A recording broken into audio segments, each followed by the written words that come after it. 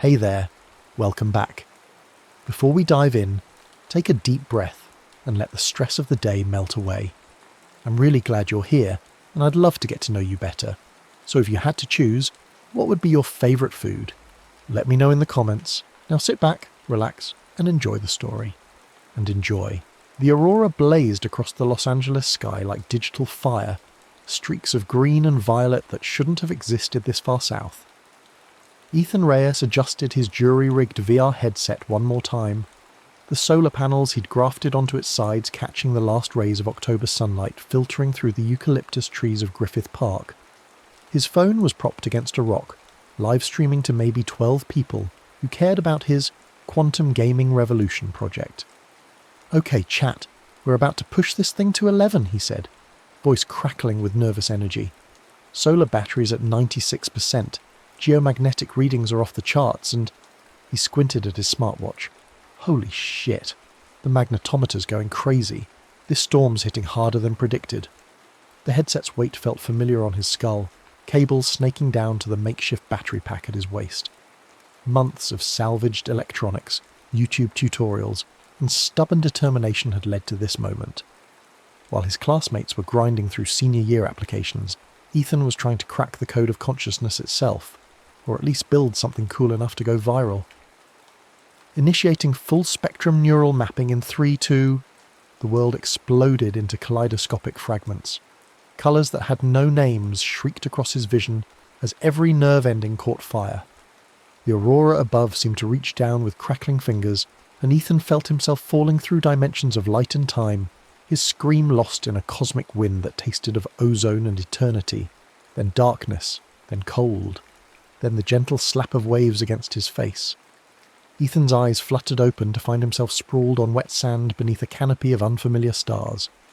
The aurora was gone, replaced by a moon so bright it cast sharp shadows across pristine beach. His VR headset lay in pieces nearby, circuits still sparking feebly. The air smelled of salt and rotting seaweed, but underneath that was something else, an absence of the petroleum and exhaust that always lingered in LA's atmosphere. His smartwatch face was cracked but still functional, showing 11:47 p.m. The date read October 15th, but the year display flickered between 2020 and something impossible, 1716. What the actual... Well, what have we here? Ethan jerked upright to find 3 men standing over him, their silhouettes outlined against the star-drunk sky. Tricorn hats, loose-fitting shirts, and the unmistakable glint of cutlass steel. His brain, still reeling from whatever had happened, tried to process this information and failed spectacularly. "Looks like a survivor from that sloop we spotted breaking up on the reef," said one of them, his voice carrying a strange accent. Part English, part something Caribbean. Fancy clothes, though, silk by the feel of it. Another man, broader and more scarred, spat into the sand near Ethan's feet. Could be Spanish, could be valuable, could be trouble. Only one way to find out. The third man, younger than the others, extended a hand. "On your feet, lad. Captain'll want words with you." Ethan's hand moved instinctively to his phone, but found only empty pocket. He looked around frantically until he spotted it half buried in sand, its cracked screen dark. When he reached for it, the youngest pirate, because these were definitely pirates, his mind finally admitted, grabbed his wrist. "Careful now. What's this curious thing?" The man lifted the phone, turning it over in his hands. "Some manner of spyglass? The craftsmanship is peculiar. It's, Ethan's voice cracked. "It's a navigation device. Very advanced. Very expensive." The scarred man's eyes narrowed. "You speak strangely, boy. Where are you from?" Before Ethan could concoct an answer, torchlight flickered through the palm trees behind them. More voices, more footsteps. The beach suddenly felt very small and very exposed. "Silas, Tomas, what's the delay?" The voice that cut through the night air belonged to a woman, commanding and sharp. "The tide turns in an hour, and I'll not have the stormcrow caught in these shallows because you 3 decided to play with beach refuse." The woman who emerged from the tree line stood barely 5.5 feet tall, but carried herself like she owned every grain of sand beneath her boots. Dark hair was braided with bits of bone and coloured thread, and her coat, a deep blue thing that might once have belonged to a naval officer, hung open to reveal a brace of pistols across her chest. Most striking were her eyes, pale green and sharp enough to cut glass. "Captain Vane," said the youngest pirate, Thomas. "Found this one washed up with wreckage from that Dutch sloop. Claims his bauble here is some sort of navigation aid." Captain Vane's gaze moved from Ethan's face to his clothes, the synthetic fibres of his gaming hoodie, the complex weave of his jeans, the rubber soles of his sneakers. Her expression shifted from annoyance to curiosity. "Navigation, you say?" She plucked the phone from Tomas's grip and examined it more closely. The glass is remarkably clear. The craftsmanship ... She looked up at Ethan. "What's your name, boy?" "Ethan Reyes. Spanish blood then. But your accent." She circled him slowly, predator-like. "Where did you learn to speak English so cleanly? And where did you acquire clothes of such unusual make?" Ethan's mind raced. He'd read enough fantasy novels to know that claiming to be from the future was a quick path to accusations of madness or sorcery. Neither seemed like good career moves when surrounded by armed pirates. "I'm a scholar," he said carefully, "from a distant university. I was aboard a research vessel studying celestial navigation when the storm hit." "A scholar," Captain Vane's smile was sharp. "How fortunate. The Stormcrow has need of men with learning." She turned to the scarred pirate. "Silas, what think you?" Silas spat again. "I think he's too clean to have been in any shipwreck, and his kit's too fine for any honest scholar. Could be a spy, could be bait. Either way, he's trouble we don't need. Perhaps he's exactly what fate has provided." Vane handed the phone back to Ethan. "Tell me, scholar, can you read the stars?" Ethan glanced up at the alien constellations above them. But they weren't alien, he realised. They were simply the same stars he'd known all his life, viewed from a different latitude and without the light pollution of modern civilization. The Big Dipper hung low on the horizon, and Polaris glittered like a diamond in the north. "Yes," he said, "I can read them. And can you chart a course by them?" This was dangerous territory. Ethan knew the basics of celestial navigation from astronomy classes and Wikipedia binges, but theory and practice were very different things. Still, it seemed like his best chance of not ending up as shark food. With the proper instruments, yes. Captain Vane studied him for a long moment, then nodded slowly. "Very well, Ethan Reyes. You'll come aboard the Stormcrow as our navigator, prove useful, and you'll earn your share like any other member of my crew. Prove otherwise." She let the implication hang in the salt air. "What if I refuse? Then Silas gets his wish, and you remain here on this beach, permanently." Her hand rested casually on the butt of one pistol. "The choice is yours, scholar." Ethan looked around at the empty beach, then at the dense jungle beyond. He had no idea where he was, when he was, or how he'd gotten here. But these people had a ship, which meant they had food, water, and most importantly, mobility. His best chance of figuring out what had happened and how to get home lay with them. "I accept." The Stormcrow proved to be a sleek brigantine anchored in a sheltered cove, her twin masts rising like spears against the starfield. As the longboat approached her hull, Ethan could make out carved decorations along her rails and the gleam of bronze cannons in her ports. She was beautiful in the way that all dangerous things were beautiful. Elegant, deadly, and utterly unforgiving of mistakes. The next weeks passed in a blur of rope burns, seasickness, and hard-won education in the realities of 18th century piracy. Thomas, despite being only 11 years old, proved an invaluable guide to shipboard life. The boy had grown up on these decks after being orphaned in Port Royal, and his quick wit and street-smart humour made him Ethan's first real friend among the crew. "Keep your head down, speak when spoken to, and never show fear," Thomas whispered, as he taught Ethan to tie proper knots. "Captain Vane's fair but hard. She'll give you every chance to prove yourself, but cross her or show cowardice, and you'll find yourself swimming home." Dr. Adelina Montserrat, the ship's surgeon, presented a different challenge. A woman in her late 20s with intelligent dark eyes and steady hands, she watched Ethan with the focused attention of someone trying to solve a puzzle. Her medical knowledge was impressive for the era, but when Ethan carelessly mentioned the concept of antiseptics during a conversation about treating wounds, her interest became almost predatory. "You speak of invisible creatures that cause infection," she said one evening as she tended to a sailor's infected cut. "This is not theory I have encountered in any medical text. It's a new idea, from the universities in the north." Ethan watched as she cleaned the wound with rum, wincing at the waste of good alcohol. Have you ever noticed that wounds heal better when cleaned with spirits, rather than water alone? I have observed this, yes, but you suggest there is a reason beyond the spirit's heat. What if I told you that bread mould, when properly prepared, could fight infection more effectively than any spirit?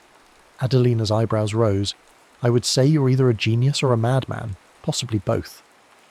It was during their third week at sea that Ethan's modern knowledge proved its worth in dramatic fashion. He was on night watch, using his smartwatch's digital compass and star chart app, carefully hidden from view to verify their position, when he noticed something that made his blood run cold. The constellation of Cassiopeia hung too low on the horizon. Combined with the Southern Cross's position, it meant they were sailing directly toward a reef system that wasn't marked on any of their charts. "Captain!" Ethan's shout brought Vane running from her cabin, half-dressed and fully armed. "Hard to starboard. There's a reef directly ahead." "I see no reef," Silas growled from the helm. "The water's deep here, boy. Check your instruments." "Trust me." Ethan pointed at the subtle change in wave patterns barely visible in the moonlight. "The waves are breaking differently. There's something large and shallow about 200 yards ahead." Captain Vane studied the water for a heartbeat, then bellowed, "All hands! Hard to starboard! Drop anchor when I give the word." The Stormcrow heeled over as her crew threw their weight into the turn. 30 seconds later, the lookout's cry confirmed Ethan's warning. Reef to port. Damn near took her belly out. That night, as the crew celebrated their narrow escape with an extra ration of rum, Captain Vane approached Ethan at the bow rail. "Your eyes are sharper than any man's I've known," she said quietly, "and your knowledge of star paths runs deeper than most. Tell me true, what are you running from, Ethan Reyes?" "Why do you assume I'm running from something?" "Because men don't join pirate crews out of wanderlust. They join because the life they left behind offers them nothing, or because staying would mean death." Her pale eyes reflected starlight. "Which is it for you?" Ethan considered telling her the truth, the whole impossible truth, but the words wouldn't come. Instead, he said, "I'm looking for something. Something I lost." "What manner of thing?" "The way home." Vane nodded slowly. "Aye, that's something we're all seeking one way or another." She turned to go, then paused. "The crew respects you now. You've earned that. Don't squander it." Their first raid came 2 days later, when they intercepted a Dutch merchant vessel heavy with sugar and silver from the Caribbean colonies.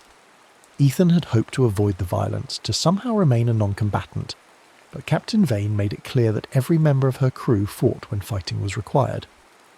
"A ship is only as strong as her weakest link," she told him, as the crew prepared for battle. "If you won't fight beside us, you're not one of us. And if you're not one of us..." The boarding action was brief and brutal. Ethan found himself swept along by the tide of screaming pirates, cutlass in hand, too terrified to do anything but swing when someone swung at him. The Dutch crew surrendered quickly, but not before Ethan had seen men die, really die, with blood and screams and the terrible finality of stopped hearts. In the aftermath, as the crew divided the spoils, Ethan made a discovery that changed everything. In the merchant captain's cabin, hidden beneath a false bottom in a chest of navigation instruments, he found half of something that made his smartwatch's sensors go haywire.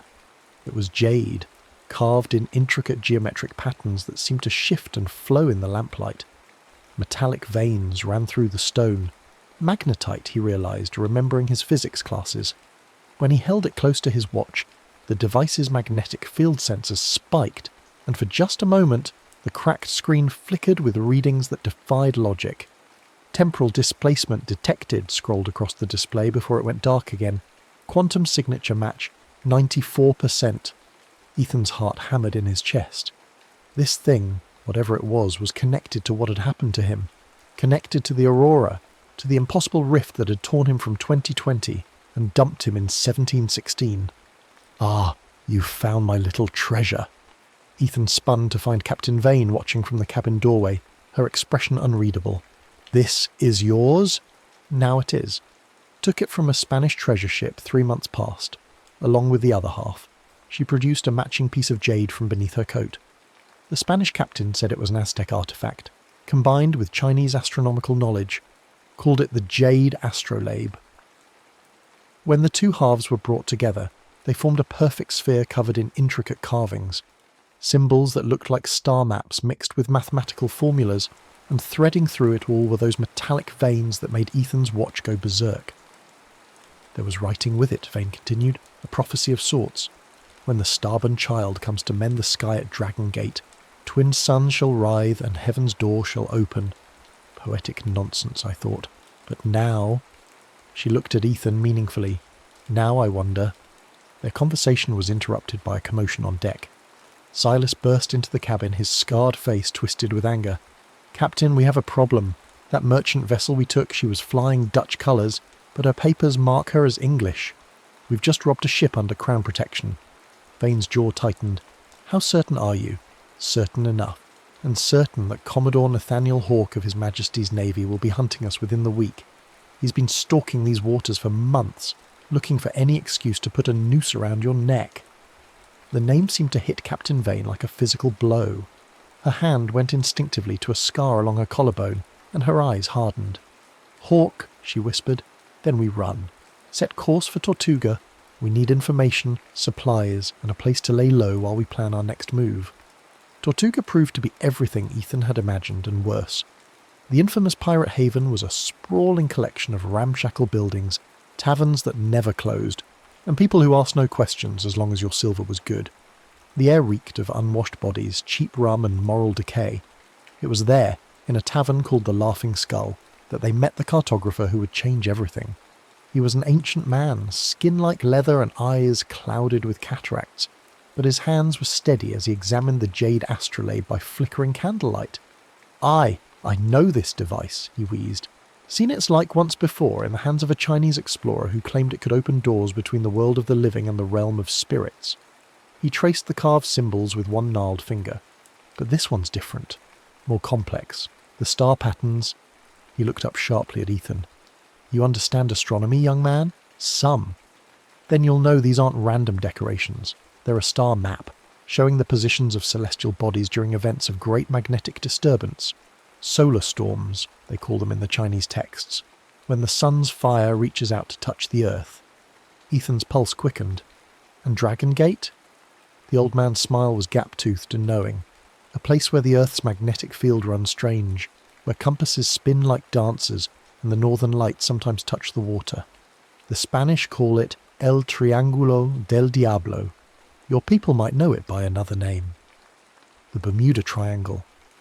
Ethan's blood turned to ice water.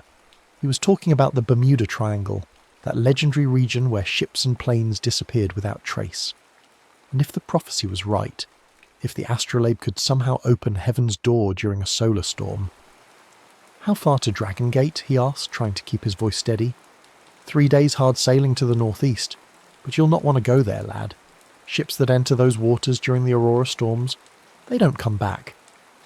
That night, as the crew slept off their shore leave, Ethan found Captain Vane standing at the Stormcrow's bow rail, staring out at the star-drunk Caribbean sky. "You're planning to sail for Dragon Gate," he said. It wasn't a question. "Aye. The prophecy speaks of a starborn child who will mend the sky. You arrive from nowhere, speaking strangely, dressed in clothes no tailor on earth has made, carrying devices that confound our understanding." She turned to face him. "Tell me true, Ethan Reyes. Are you that child?" Ethan looked into her pale green eyes and made a decision that would doom them all. "Yes," he said. "I am." The next morning brought news that chilled everyone's blood. Thomas had gone ashore the previous evening and failed to return. Search parties found him in the custody of local authorities, arrested for brawling with British sailors. But the circumstances were suspicious. Witnesses claimed the British had started the fight, and that Thomas had been targeted specifically. "It's a trap," Silas growled as they gathered in Vane's cabin to plan a rescue. "Hawke's here, or his agents are. They're using the boy as bait." "Then we give them what they expect," Vane replied. "We walk into their trap, but we do it on our terms." The rescue mission that followed became the stuff of legend among the Tortuga taverns. Ethan, driven by guilt and desperate to save his young friend, proposed a plan that seemed insane but just might work. Using his knowledge of chemistry and the ship's store of gunpowder, he improvised a series of flashbang explosives that would disorient their enemies long enough for a swift extraction. The plan worked perfectly until it didn't. They freed Thomas and were fighting their way back to the harbour when British Marines appeared from concealment, cutting off their escape route. In the running battle that followed, Ethan found himself fighting alongside Captain Vane, his modern reflexes and unpredictable tactics proving surprisingly effective against trained military opponents. It was during that fight that he saw her true nature for the first time. Arabella Vane wasn't just a pirate captain, she was a force of nature, moving through combat with lethal grace, every shot perfectly placed, every sword stroke economical and deadly. But there was something else in her eyes as she fought, something that looked almost like joy. They made it back to the Stormcrow and escaped into open water, but not before Ethan caught a glimpse of their pursuer.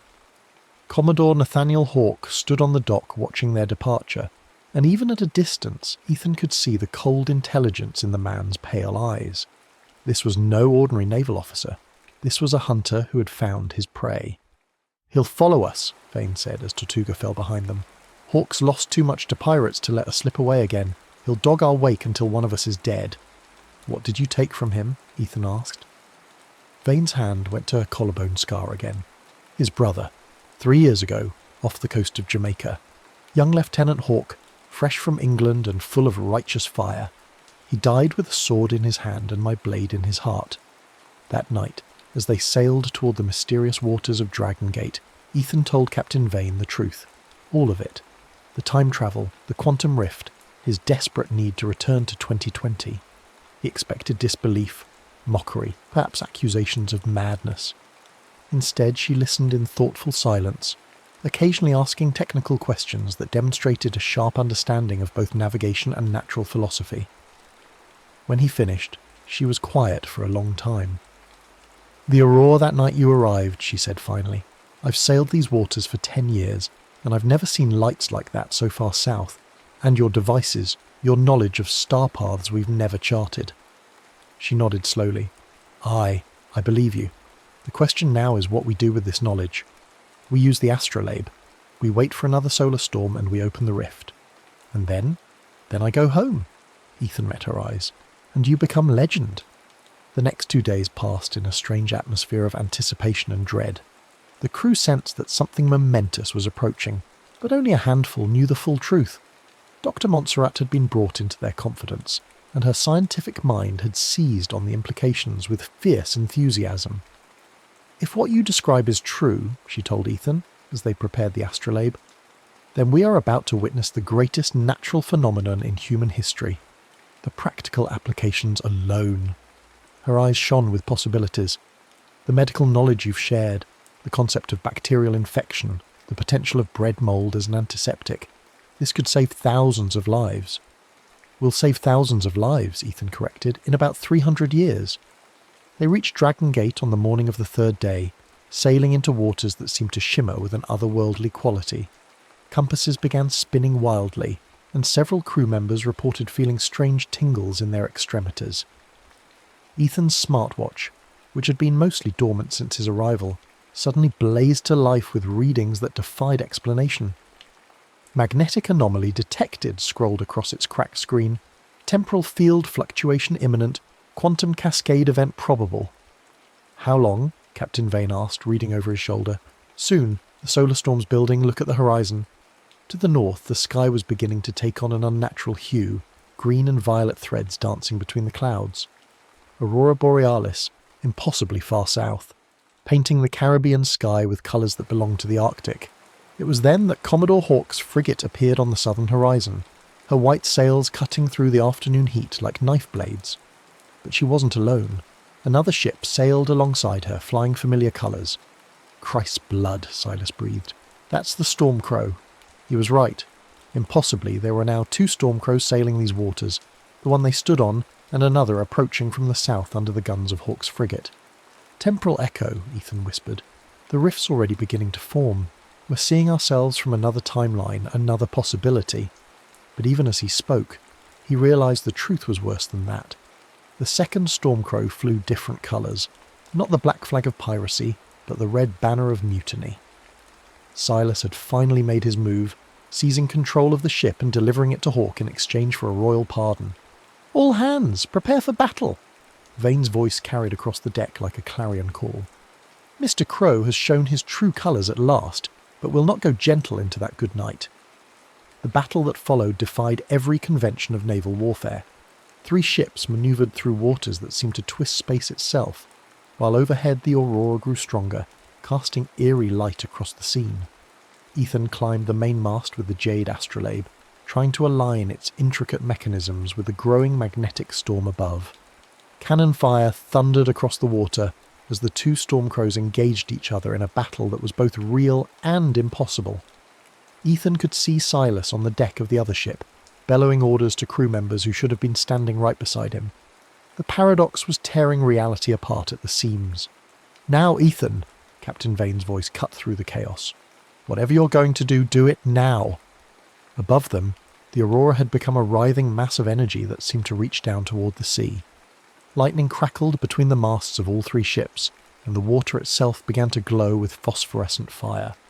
Ethan pressed the 2 halves of the astrolabe together and felt power surge through the device like a living thing. The jade sphere began to spin in his hands, its carved symbols blazing with inner light. The metallic veins that ran through it sparked and danced, and suddenly the air around him tore open like fabric. Through the rift, Ethan could see Griffith Park in 2020. His own world, his own time, calling to him across centuries. The portal pulsed with every heartbeat, and he knew that if he was going to go, it had to be now. But as he prepared to leap through, he looked down at the deck of the Stormcrow and saw his friends fighting for their lives. Thomas, barely 11 years old, standing back to back with Dr. Montserrat as they faced Hawk's Marines. Captain Vane, blood streaming from a wound on her forehead, still fighting with the fury of a hurricane given human form. He could save himself. He could go home. All he had to do was jump. Instead, Ethan Reyes made the decision that would echo through legend for centuries to come. He twisted the astrolabe's mechanisms, not to stabilize the portal, but to redirect its energy. The rift that had opened to 2020 collapsed, but in its place, new doorways tore open across the battlefield. Commodore Hawk's frigate, caught in the dimensional crossfire, vanished into a swirling vortex that deposited it in the middle of the Sahara Desert, circa 1543. The mutinous Stormcrow, along with Silas and his treacherous crew, fell through a rift that led to the bottom of the Mariana Trench, but in the year 2157. The energy backlash sent Ethan tumbling from the mast into the churning waters below. As he fell, he felt Captain Vane's ring, a simple band of gold set with a single emerald, pressed into his palm. "Remember us," her voice followed him into the dark water. "Remember that we were here." The last thing Ethan saw before the portal collapsed was Arabella Vane standing at the rail of the Stormcrow, her pale green eyes bright with tears and laughter, watching him disappear into the space between moments. He woke up in Griffith Park, lying in a crater of scorched earth, with his ruined VR headset still smoking beside him. The aurora was fading from the sky, and his phone, miraculously intact, showed 11:48 p.m, October 15th, 2020. Only 1 minute had passed since the accident, but in his hand he held Captain Vane's ring, and embedded in the VR headset circuitry was a fragment of jade that pulsed with inner light. Over the following weeks, Ethan threw himself into research with the desperate intensity of a man trying to prove he wasn't insane. He studied astrophysics, quantum mechanics and temporal theory, looking for any scientific explanation for what had happened to him. The jade fragment resisted all attempts at analysis, but his smartwatch had recorded enough data to suggest that his impossible journey had actually occurred. The final proof came 2 months later, when he was visiting the Natural History Museum downtown. In a new exhibit on colonial Caribbean artifacts, he found a display case containing a gold ring set with an emerald dated to approximately 1720. The placard read, "Ring of Unknown Origin, discovered in the personal effects of the notorious pirate captain known as Grim, Arabella Vane." According to contemporary accounts, Captain Vane claimed the ring was a gift from a starborn navigator who saved her crew from destruction. Historians consider this claim to be typical pirate folklore, though the ring's provenance remains mysterious. Ethan stared at the display for a long time, remembering pale green eyes and the sound of his name called across 3 centuries. Then he walked out of the museum and into his future, carrying the weight of legend and the knowledge that somewhere in the past his friends were still sailing toward their destiny. In his apartment that night, as he worked on new equations that might someday allow him to control temporal rifts instead of simply stumbling through them, Ethan Reyes smiled and thought he heard the distant sound of wind in rigging and waves against a ship's hull. Somewhere in 1720, Captain Arabella Vane stood at the bow of the Stormcrow and watched the aurora dance across the Caribbean sky, remembering a strange young man who had taught her crew that legends were just truth waiting to be discovered. The morning mist clung to the Virginia hills like the breath of ghosts, and 17-year-old Elias Rowe moved through it with the practiced silence of someone who had learned early that making noise brought unwanted tension. His boots, worn thin at the soles and patched with scraps of leather, made barely a whisper against the dew-soaked earth as he slipped away from the ramshackle farmhouse where his uncle Jeremiah still lay sleeping off another night's worth of corn whisky. Elias had been orphaned at 12 when fever took both his parents within a week of each other, leaving him with nothing but a few books, his father's old surveying tools, and the dubious mercy of his father's younger brother. Jeremiah Rowe was a hard man made harder by drink and failure, his small farm perpetually on the edge of ruin, his temper as unpredictable as summer storms. The boy had learned to make himself scarce during the worst of it, disappearing into the dense forest that surrounded their property, with an ease that would have impressed even the Cherokee who had once called this land home. Today, like so many others, Elias sought refuge in exploration. He carried with him a leather satchel containing his father's compass, a few pieces of jerky wrapped in cloth, a small journal bound in cracked leather, and his most prized possession, a collection of sketches and notes about the native peoples who had once lived in these mountains. His father had been fascinated by their culture, their connection to the land, and had filled Elias's childhood with stories of their ceremonies, their wisdom, and their mysterious disappearance from the region. The forest called to him with promises of discovery. Every hollow might conceal arrowheads, every outcropping of rock might reveal petroglyphs, every cave might hold secrets from the people who had vanished like morning mist before the advancing tide of European settlement. Elias had already found several sites, a circle of stones that might have been a ceremonial ring, scattered pottery shards that he carefully catalogued and sketched, and most recently stories from old-timers in the nearer settlement about a cave deep in Raven's Hollow that the Cherokee had considered sacred, or perhaps cursed. The locals called it the Whispering Cave, claiming that strange sounds emerged from its depths during storms, that animals avoided it, and that more than one hunter had emerged from its vicinity speaking of visions and dreams that felt more real than waking life. Such tales only fueled Elias's curiosity. He had spent weeks preparing for this expedition, studying his father's survey maps, gathering supplies, and waiting for the right opportunity to slip away unnoticed. The path to Raven's Hollow was treacherous, winding through dense undergrowth and over rocky terrain that had likely remained unchanged since the last ice age. Ancient oaks towered overhead, their branches forming a canopy so thick that even at midday the forest floor remained dim and mysterious.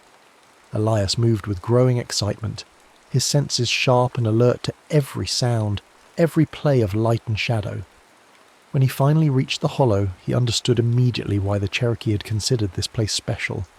The very air seemed different here, heavier, more charged, as if the boundary between the physical and spiritual worlds had worn thin. The cave entrance yawned before him like a mouth in the hillside, partially concealed by hanging moss and twisted vines that seemed to grow in patterns too deliberate to be natural. Elias lit his torch with trembling hands and stepped into the darkness. The cave was larger than he had expected, its walls smooth and curved as if shaped by water over countless centuries. His torchlight revealed strange formations in the rock, not quite natural, not quite carved, that seemed to shift and dance in the flickering flame. The deeper he went, the stronger became a peculiar sensation, as if he were walking not just through space but through time itself. The passage opened into a circular chamber that took his breath away. The walls were covered in petroglyphs more elaborate and detailed than anything he had seen in his father's books or his own explorations. Spirals and symbols, human figures and animal forms, astronomical charts and what appeared to be maps of territories that no longer existed, all carved with a precision and artistry that spoke of deep spiritual significance. But it was the far wall that truly stunned him, embedded in the living rock so perfectly integrated that it seemed to have grown there rather than been placed, was a mirror of polished obsidian unlike anything he had ever imagined. It was roughly circular, perhaps 3 feet in diameter, its surface so perfectly smooth that it seemed to drink in his torchlight rather than reflect it. Around its perimeter, carved into the stone itself, were symbols that seemed to pulse and writhe in the dancing flame. Elias approached slowly, his scientific mind warring with a growing sense of awe and unease. The obsidian was clearly ancient, yet it showed no signs of wear or damage. Its surface was flawless, like a pool of still water turned to stone. As he drew closer, he began to make out his reflection, but it seemed strange, distorted, as if he was seeing not just himself, but multiple versions of himself layered one upon another. Thunder rumbled overhead, and Elias realized with a start that storm clouds had been gathering while he explored. The sound echoed strangely in the chamber, seeming to come from all directions at once. Lightning illuminated the cave entrance briefly, and in that instant the obsidian mirror seemed to flicker with an inner light.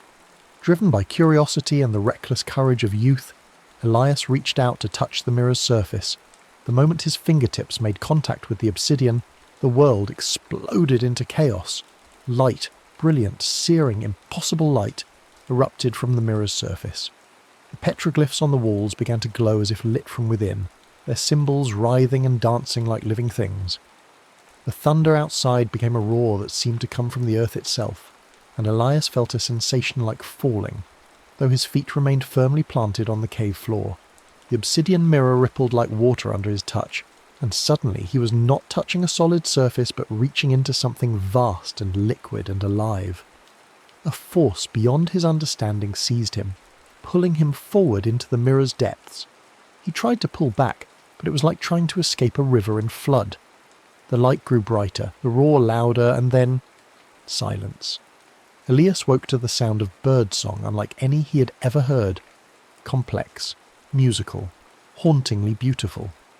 He lay on soft earth carpeted with moss and fallen leaves, but the trees above him were different from those he knew. These were giants, old-growth forest that stretched up into a canopy so high and dense that only scattered beams of sunlight penetrated to the forest floor. The air itself felt different, cleaner, wilder, charged with life and possibility. He sat up slowly, his head spinning with confusion and disorientation. His torch was gone, but he didn't need it. Streams of golden sunlight provided illumination that revealed a world transformed. The forest around him was pristine, untouched by axe or plough, teeming with life in a way that the woods of his own time never were. Massive chestnuts and oaks rose like cathedral pillars, their trunks so wide that a dozen men couldn't encircle them with joined hands. Beneath them grew an understory of species he couldn't identify, flowers in colours more vivid than any he had seen, berries that gleamed like jewels. But it was the sounds that truly convinced him something extraordinary had happened. Not just the complex bird song, but the rustle of large animals moving through the undergrowth without fear, the splash of fish jumping in a nearby stream that ran clearer than crystal, the whisper of wind through leaves that seemed to carry voices and music from another world. Elias stood on unsteady legs, trying to make sense of what had happened. Had he struck his head in the cave? Was this some vivid hallucination brought on by injury or exposure? But the sensations were too real, too complete. The scent of wild herbs and flowers, the feeling of moss beneath his feet, the play of light and shadow. Everything was more intense, more alive than his ordinary world. A rustling in the bushes nearby brought him sharply to attention. Something large was moving through the undergrowth, something that moved with the fluid grace of a predator. Elias's blood turned to ice as a massive bear emerged from the vegetation. Not the black bears he knew from his own time, but something larger and more formidable, with fur that gleamed silver-brown in the filtered sunlight, and eyes that held an intelligence both ancient and dangerous. The bear regarded him with what seemed like curiosity rather than aggression, but Elias knew better than to trust such appearances. He began backing away slowly, trying to remember everything his father had taught him about wilderness survival. Don't run, don't make sudden movements, don't look directly into its eyes. But the bear continued to approach, and Elias could see the massive claws, the powerful muscles beneath the fur, the sheer size of the creature. Just as panic threatened to overwhelm him, The sharp whistle of an arrow split the air. The shaft struck the ground between Elias and the bear, and the animal looked up with what seemed like resignation rather than fear. More arrows followed, not aimed to kill, but to drive the bear away, and after a moment of tense standoff, the great creature turned and melted back into the forest with surprising grace. Elias spun around to see his rescuers emerging from the trees like spirits materializing from the green twilight. There were 5 of them, and they moved with a silence and fluidity that made his own woodland skills seem clumsy by comparison. They were Native Americans, but not like any he had seen in illustrations or descriptions. These were people of the deep forest, their clothing made from finely worked hides and decorated with intricate beadwork and painted designs. Their faces were strong and weathered, marked with tattoos and paint that seemed to tell stories he couldn't read. The leader was a man of perhaps 40 years, his long black hair bound with feathers and carved bone ornaments. His eyes were dark and penetrating, missing nothing as they studied this strange pale boy who had appeared in their territory. Behind him stood 2 younger men who might have been his sons, their hands still resting on their bows, and 2 women, one middle-aged with the bearing of someone accustomed to authority, and one much younger, perhaps 16, whose gaze held a peculiar intensity as she stared at Elias. The leader spoke in a language that flowed like water over stones, musical and complex, full of nuances that Elias couldn't begin to understand. When he didn't respond, the man switched to what sounded like a different dialect, then another, his voice growing more impatient with each attempt. Finally he gestured sharply and the 2 younger men moved to flank Elias, their intentions clear. "Wait," Elias said, holding up his hands in what he hoped was a universal gesture of peace. "I mean no harm. I'm lost. I don't know how I got here." The words seemed to surprise them. The older woman stepped forward and spoke rapidly to the leader, her tone urgent. The younger woman, little more than a girl really, tilted her head as if listening to something only she could hear, then spoke in the same flowing language. Whatever she said caused the others to look at Elias with new interest, their hostility giving way to something that might have been wonder. The girl approached him slowly, her movements deliberate and graceful. She was beautiful in a way that seemed to belong to this wild place. Her skin bronzed by sun and wind, her hair black as a raven's wing and decorated with small carved ornaments that caught the light, her eyes the colour of deep forest pools. When she spoke, her voice was soft but filled with certainty. "You are the one from the sky stories," she said, in accented but clear English. "The one who walks between the times." Elias stared at her in shock. Not only could she speak his language, but her words suggested knowledge of his impossible situation. "You speak English? How do you... Where am I? When am I?" The girl smiled, and it transformed her face entirely. "I am a Hyoka. I learned the tongue of the Eastern peoples from traders who came when I was small. But you are not from the East. You are from the time that has not come." Before Elias could respond, the leader barked something sharp and a Hyoka stepped back, her expression becoming more formal. The older woman gestured impatiently, and the group began to move deeper into the forest, clearly expecting Elias to follow. He looked around at the pristine wilderness, at the weapons and clothing that belonged to no European culture he knew, at the faces that regarded him with mixtures of suspicion and awe, and realized he had no choice but to trust these strangers. They travelled for hours through country that grew more beautiful and wild with each mile. Elias saw animals he had never imagined, flocks of birds with feathers like living jewels, deer so numerous they moved through the forest like flowing water, streams so clear he could count the pebbles on the bottom from 20 feet away.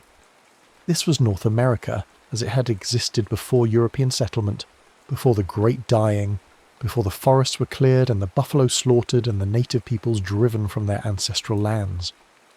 As they walked, a Hyoka fell into step beside him, ignoring the disapproving looks from the others.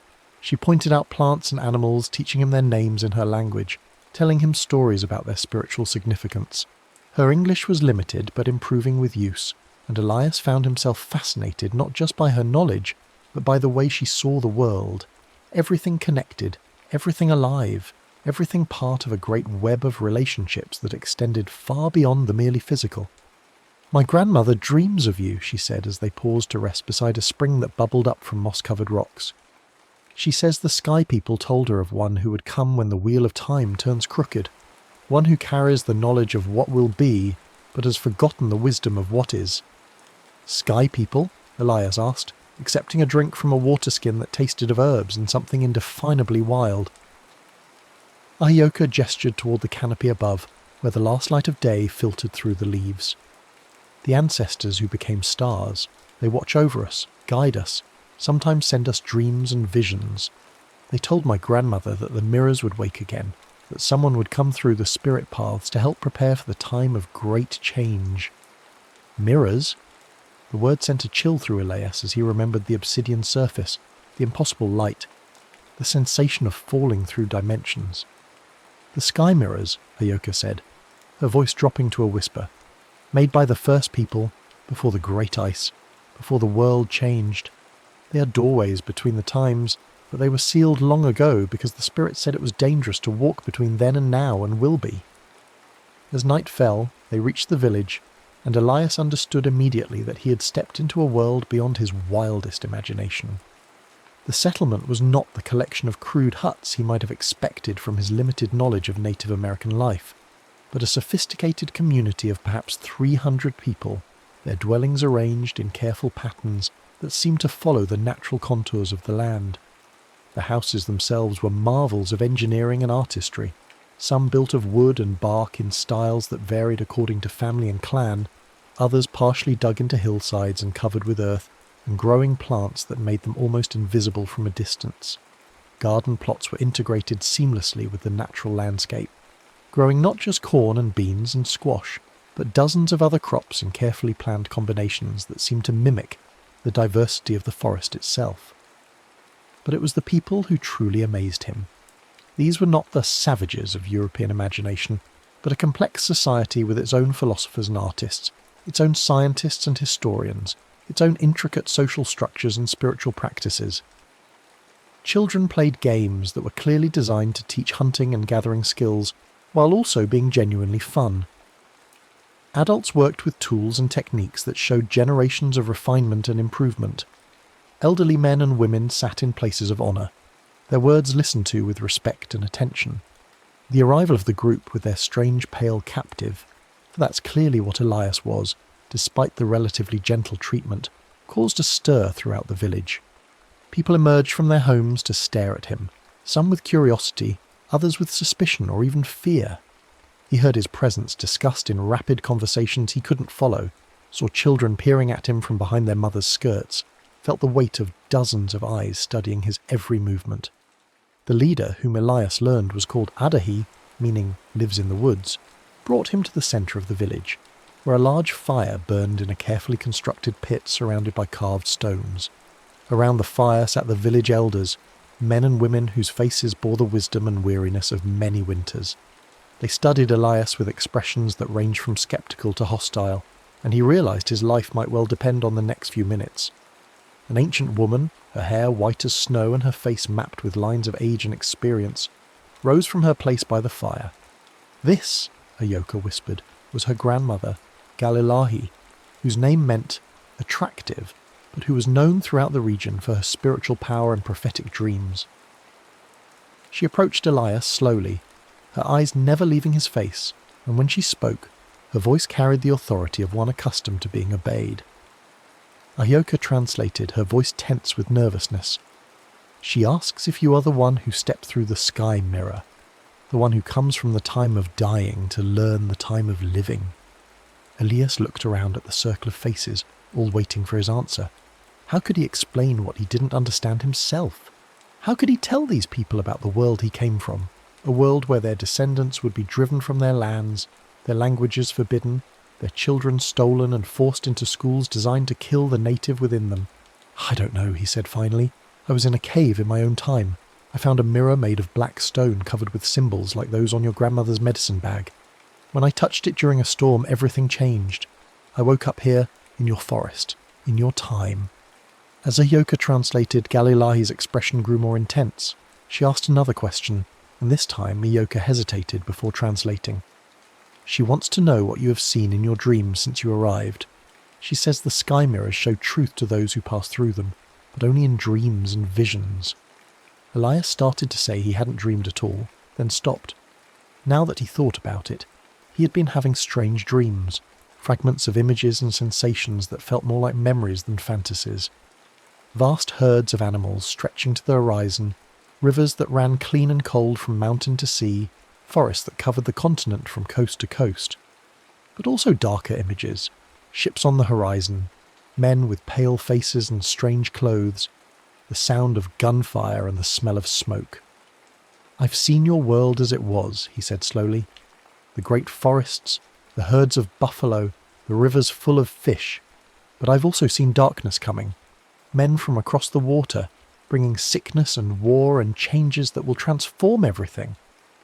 The translation of his words caused a stir among the elders. Some looked frightened, others angry, still others thoughtful.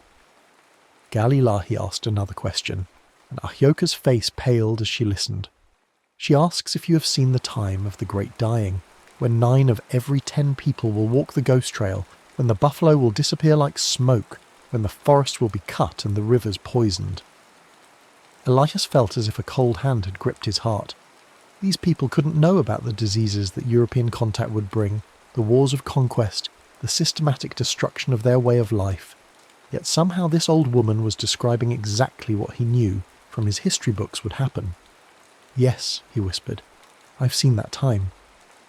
Galilahi nodded as if she had expected his answer, then spoke at length to the assembled elders. The discussion that followed was intense and sometimes heated, with voices raised in argument and hands gesturing emphatically. Finally, the old shaman raised her hand for silence and pronounced what sounded like a judgment. "You will stay with us," Ahyoka translated, relief evident in her voice. "You will learn our ways, share in our work, become one of the people. My grandmother says the Sky Spirit sent you to learn what must be preserved when the time of great change comes, but she also warns that your presence here may hasten that change, that by stepping through the sky mirror you may have weakened the barriers between the times." And so began the strangest period of Elias's life.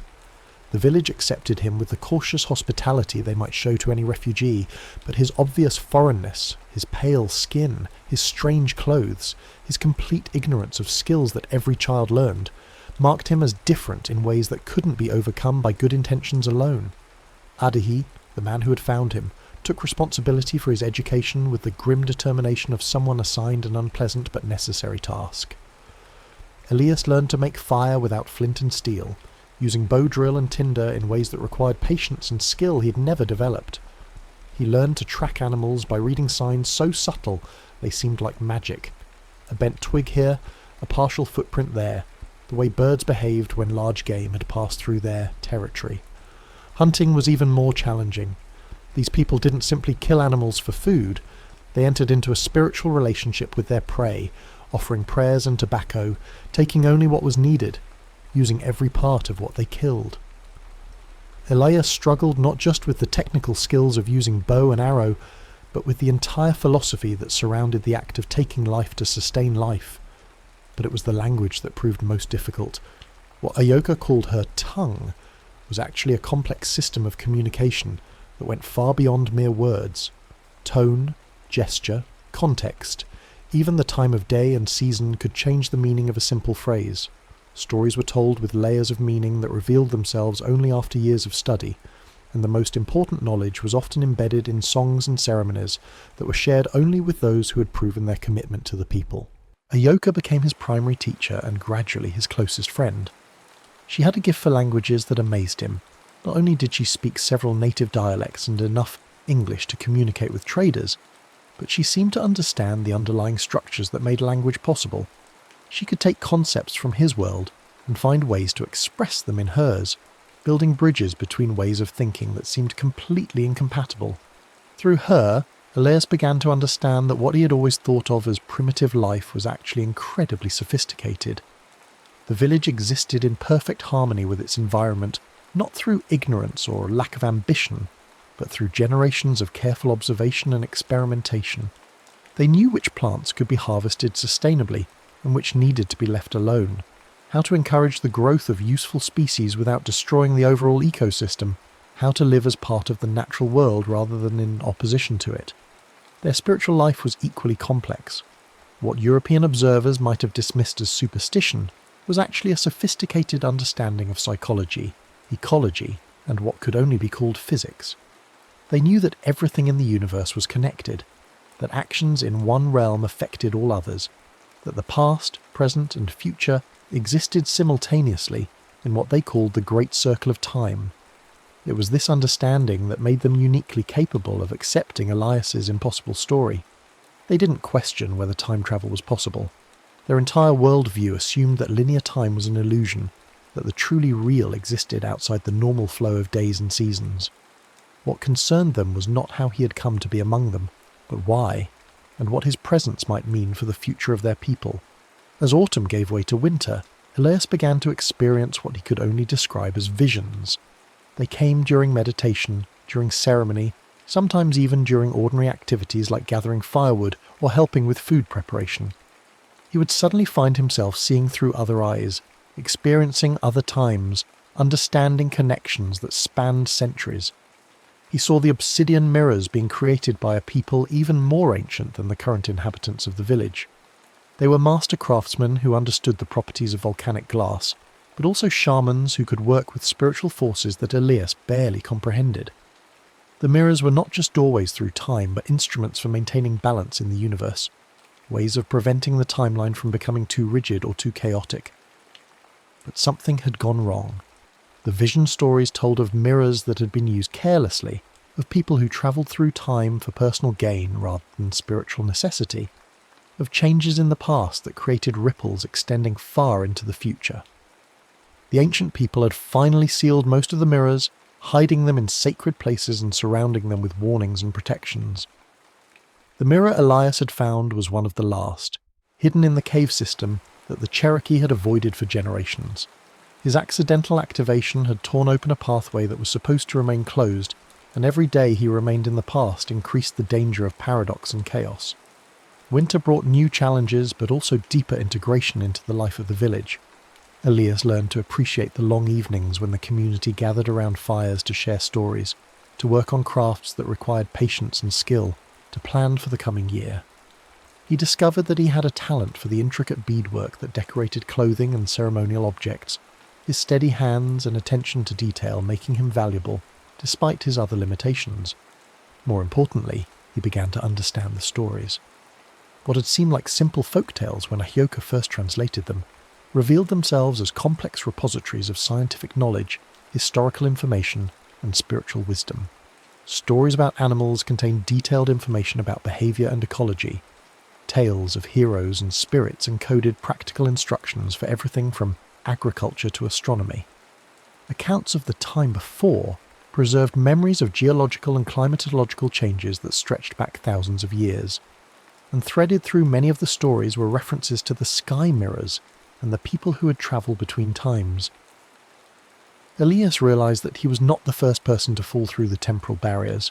The oral traditions contained dozens of accounts of strangers who appeared mysteriously, lived among the people for a while, then disappeared just as suddenly. Some had been helpful, sharing knowledge that proved valuable. Others had been disruptive, bringing changes that upset the careful balance of tribal life. "My grandmother says you're different from the other Skywalkers," Ahyoka told him one evening, as they sat by the fire working on a winter robe decorated with astronomical symbols. "Most of them try to change things, to make our world more like theirs.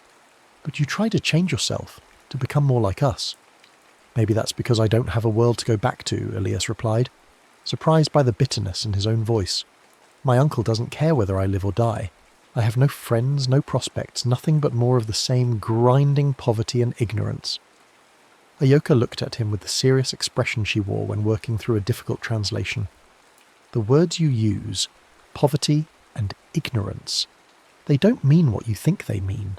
You come from a time of great riches, but your people are poor in spirit. You come from a time of much knowledge, but your people are ignorant of wisdom." "What do you mean?" She gestured toward the village around them, where people were going about their evening activities with quiet contentment. "Here, no one goes hungry unless everyone goes hungry. No one lacks shelter unless everyone lacks shelter. Children are raised by the whole community. Old people are honoured and cared for. Everyone has work that is valued and meaningful. In your time, you have great buildings and powerful tools, but people live alone and die alone. Many have no work or work that serves no good purpose. The weak are left to suffer while the strong take more than they need. Elias wanted to argue, but he couldn't. Everything she said was true. His own time, for all its technological advantages, was marked by inequality, loneliness and spiritual emptiness that these primitive people had somehow avoided.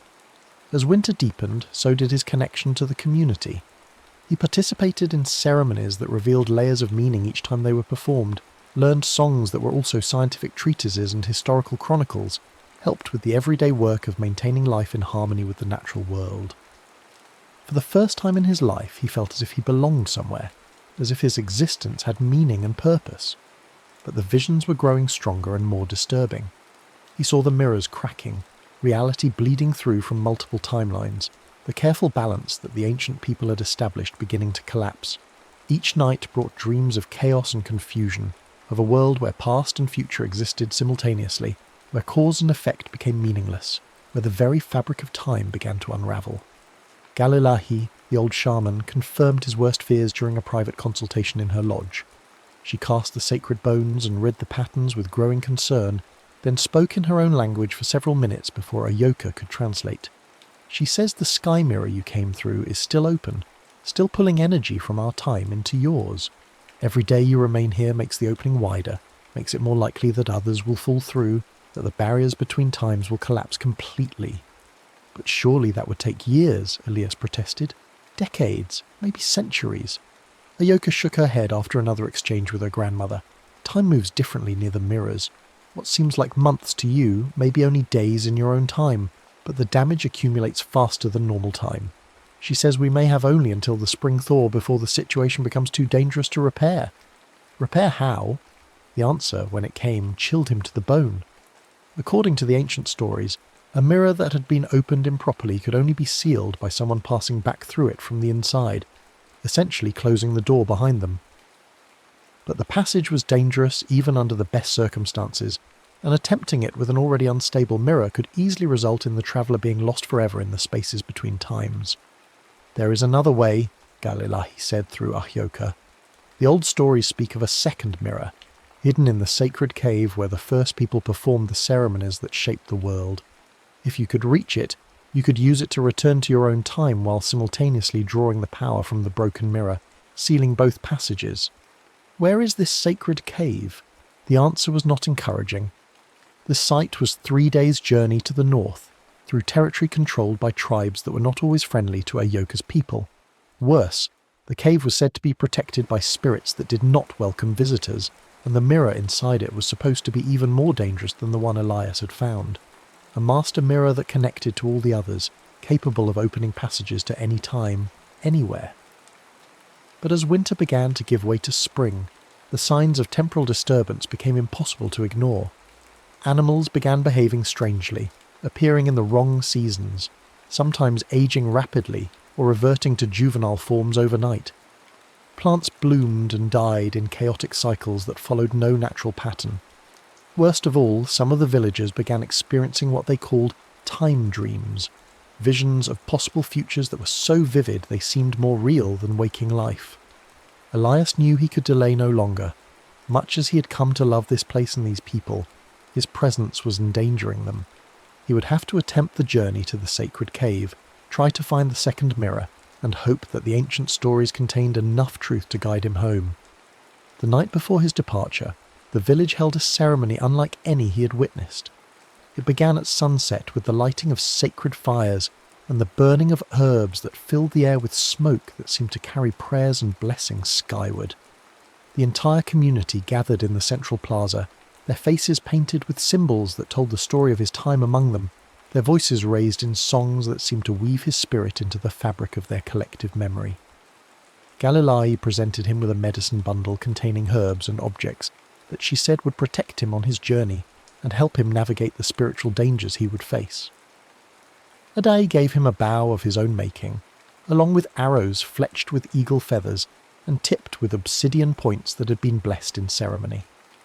Other members of the community offered gifts both practical and spiritual: food for the journey, clothing suited to travel, ornaments and talismans that carried the power of their prayers. But it was Ahyoka's gift that moved him most deeply. She approached him as the ceremony was ending, carrying something wrapped in soft deerskin. When she unwrapped it, he saw that it was a mirror, not obsidian like the one that had brought him here, but polished copper that reflected the firelight like liquid gold. "It was my mother's," she said quietly, "and her mother's before her. It is said to show not what is, but what may be. Keep it with you, and when you return to your own time, look into it and remember us." "I don't want to leave," he said, the words torn from him despite his resolution. "This is the first place I've ever felt like I belonged. You're the first person who's ever understood me." Ayoka smiled, but he could see tears in her eyes. "The Sky Spirits sent you to us for a purpose, but not to stay. You must return and use what you have learned here to help prepare for the time of great change. When our descendants face the troubles you have seen in your visions, they will need someone who understands both worlds, someone who can build bridges between the old wisdom and the new knowledge. But how will I find you again? How will I know if what we've shared is real or just a dream?" Instead of answering directly, Ahyoka began to sing, a song he'd heard before but never understood, a melody that seemed to capture all the beauty and sadness of their impossible love. As she sang, she took a pendant from around her neck, a small carved figure of a bird in flight, and placed it in his hands. "The wind remembers all songs," she said when the melody ended, "and the earth remembers all who have walked upon it. When the time comes, you will know." The journey to the sacred cave began before dawn, with Elias accompanied by 2 young warriors who knew the territory and could help him navigate both the physical and spiritual dangers ahead. They travelled light and fast, following game trails and waterways that avoided the main paths used by larger groups. The landscape they crossed was breathtaking in its pristine beauty. Rolling hills covered with forests that stretched unbroken to the horizon, rivers that ran crystal clear and teemed with fish, meadows where wildflowers bloomed in incredible profusion. But Elias found it difficult to appreciate the scenery, knowing that he was seeing it for what might be the last time, that his journey was taking him away from everything he had come to love. His companions were skilled woodsmen, but also spiritual practitioners who understood the sacred nature of their mission. They moved with constant awareness of the spirits that inhabited every tree and stone, stopping frequently to offer tobacco and prayers, reading signs in the flight of birds and the behaviour of animals that told them which paths were safe and which should be avoided. On the second day, they encountered the first real danger. A band of warriors from a rival tribe had been tracking them since dawn, moving parallel to their path but staying just out of sight. Elias's companions recognised the signs: broken twigs arranged in patterns that couldn't be natural, the sudden silence of birds in certain areas, the faint smell of wood smoke from fires that were quickly extinguished. "They want to know why we travel toward the sacred places," one of his guides explained in whispered English he had learned from traders. "Our tribes have old disputes about territory and hunting rights. They may try to stop us, or they may demand tribute." The confrontation came at midday as they approached a narrow valley that offered the only practical route through a range of rocky hills. The rival warriors emerged from concealment with the fluid grace of men who had perfected the art of woodland warfare, surrounding Elias and his companions with a precision that spoke of careful planning and long experience. Their leader was a man of perhaps 30 years, his face marked with scars that told of many battles, his body decorated with paint and ornaments that proclaimed his status as a war chief. He spoke in a dialect that Elias couldn't understand, but his tone made his meaning clear. They were trespassers in his territory, and they would not be allowed to pass without explanation. What followed was a complex negotiation that revealed the sophisticated diplomacy that existed between the various tribes. Elias's guides identified themselves by clan and family, established their right to travel through the region by citing ancient agreements and mutual obligations, and finally explained the spiritual nature of their mission. The war chief listened with the attention of someone accustomed to weighing the truth and importance of what he heard, asking questions that demonstrated his own deep knowledge of tribal customs and sacred traditions. When the discussion turned to Elias himself, the atmosphere changed dramatically. His pale skin and strange appearance had already marked him as unusual, but when his guides explained that he was a skywalker who'd come through these spirit mirrors, the rival warriors reacted with mixtures of awe, fear and suspicion. Some wanted to kill him immediately, believing that his presence would bring bad luck to their people. Others argued that he should be captured and brought to their own shamans for questioning. but their leader surprised everyone by approaching Elias directly and speaking to him in heavily accented but understandable English. "You're the one the dream speakers have seen," he said, his eyes never leaving Elias's face. "The pale ghost who walks between the times, bringing visions of sorrow and change." "I don't want to bring sorrow," Elias replied carefully. "I only want to return to my own time and seal the pathway that brought me here." The war chief studied him for a long moment, then nodded slowly. "The old grandmother of the western village sent word that one like you would come, seeking the great mirror in the cave of first ceremonies. She said we should let you pass, but also that we should warn you. The spirits that guard that place do not welcome strangers, even those who come on sacred business." "What kind of spirits?" "The kind that remember the time before the world was shaped as it is now," the war chief replied. "The kind that see all times at once and judge whether those who approach them are worthy of the knowledge they seek. Many have entered that cave. Few have emerged unchanged. Some have not emerged at all." Despite this warning, or perhaps because of it, the war chief allowed them to continue their journey. But he assigned 2 of his own warriors to accompany them, men who knew the specific dangers of the region and could provide additional protection if needed. The group that continued toward the sacred cave was now 5 strong, representing an alliance between tribes that might normally have been enemies, united by their recognition that Elias's mission transcended ordinary tribal politics. The landscape grew stranger as they approached their destination. Trees began to show signs of the temporal distortion that was spreading outward from the broken mirror, some with leaves that changed colour and fell repeatedly in the span of minutes, others that seemed to age and renew themselves in endless cycles. Streams flowed uphill in some places, and the sun occasionally appeared to move backward across the sky before resuming its normal course. More disturbing were the glimpses of other times that flickered in and out of visibility like heat mirages. Elias caught sight of massive creatures that had been extinct for thousands of years, of landscapes shaped by glaciers that had long since melted, of buildings and people that belonged to futures he couldn't imagine. The barriers between past, present and future were breaking down, and reality itself was beginning to blur. On the morning of the 3rd day, they reached the sacred cave, and Elias understood immediately why this place inspired such awe and fear. The cave mouth was not a simple opening in the hillside, but a complex formation that seemed to have been carved by forces beyond ordinary geology. Symbols were carved into the living rock, not just the petroglyphs he had seen in his own time, but 3-dimensional sculptures that seemed to move and change as he watched them, telling stories that unfolded in ways that challenged his understanding of cause and effect. The air around the cave shimmered with energy that made his skin tingle and his vision blur. Sounds echoed strangely here.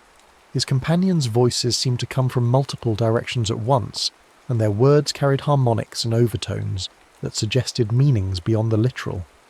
Even the sunlight behaved differently, bending in ways that created rainbows where none should exist, casting shadows that moved independently of the objects that supposedly created them. His guide stopped at a respectful distance from the cave entrance and began preparations for a ceremony that would, they hoped, gain them permission to enter.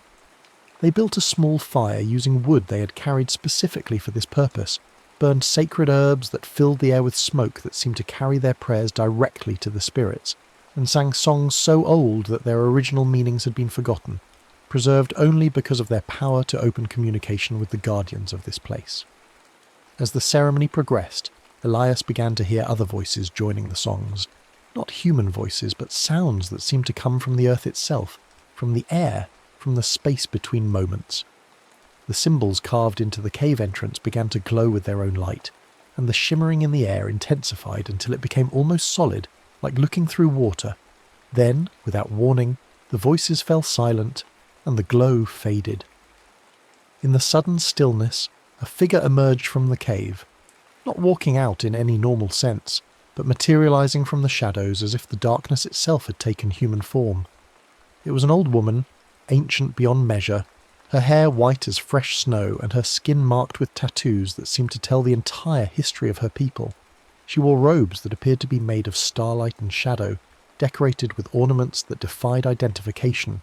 Some seemed to be made of crystallized time, others of solidified music, still others of materials that had no names in any language Elias knew. When she spoke, her voice carried the authority of mountains and the patience of geological ages. She addressed each member of their group in turn, speaking to them in their own languages, calling them by names that included not just what they were called by others, but what they called themselves in the deepest privacy of their hearts. To Elias, she spoke in English that was more perfect than any he had ever heard, as if she had learned the language from its own dreams rather than from human teachers. So, Skywalker, you come seeking passage home, but tell me, what is home to one who has walked between the times? Is it the place where your body was born, or the place where your spirit has learned to sing? The question cut deeper than any blade.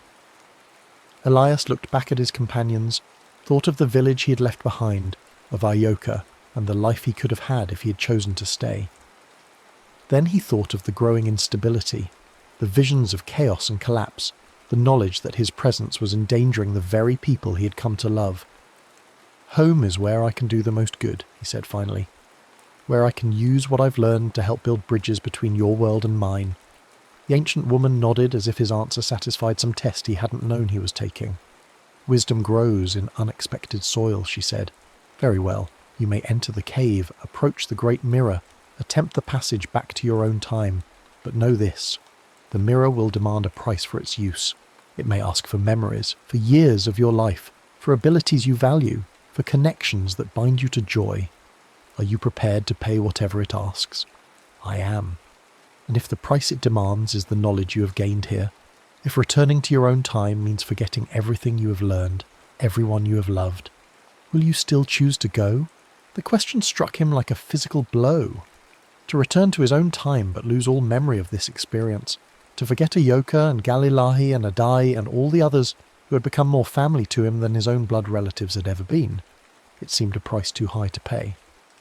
But then he thought of the visions, of the time of great dying that was coming, of the need for someone who could stand between two worlds and help them understand each other. Even if he forgot the details, perhaps some deeper knowledge would remain, some instinctive understanding that would guide him when the time came. Yes, he said, though the word tore at his heart. I'll pay whatever price is asked. The ancient woman smiled, and for a moment she looked like a young girl filled with joy and mischief. That is why you will not have to, she said. The mirror demands sacrifice from those who seek power or knowledge for selfish purposes, but you seek to sacrifice yourself for others. The spirits recognize this, and they will be generous. She turned and walked back toward the cave, gesturing for him to follow. At the entrance she paused and spoke to his companions in their own languages, blessing them and charging them with carrying word of what they had witnessed back to their people. Then she led Elias into the darkness. The cave was vast beyond imagining, its walls and ceiling disappearing into shadows that seemed to extend into infinity. The floor was carved with symbols and patterns that told the history of the world from its creation to its final ending, and walking across them felt like travelling through time itself. Elias saw the birth of the first people, their expansion across the continent, their development of the technologies and spiritual practices that had allowed them to live in harmony with their environment for thousands of years. But he also saw what was coming: the arrival of European diseases, the wars of conquest, the systematic destruction of everything these people had built.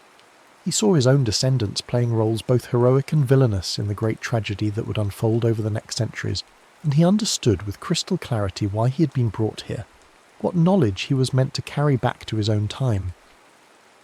At the centre of the cave, set into a raised platform carved from a single piece of black stone, was the master mirror.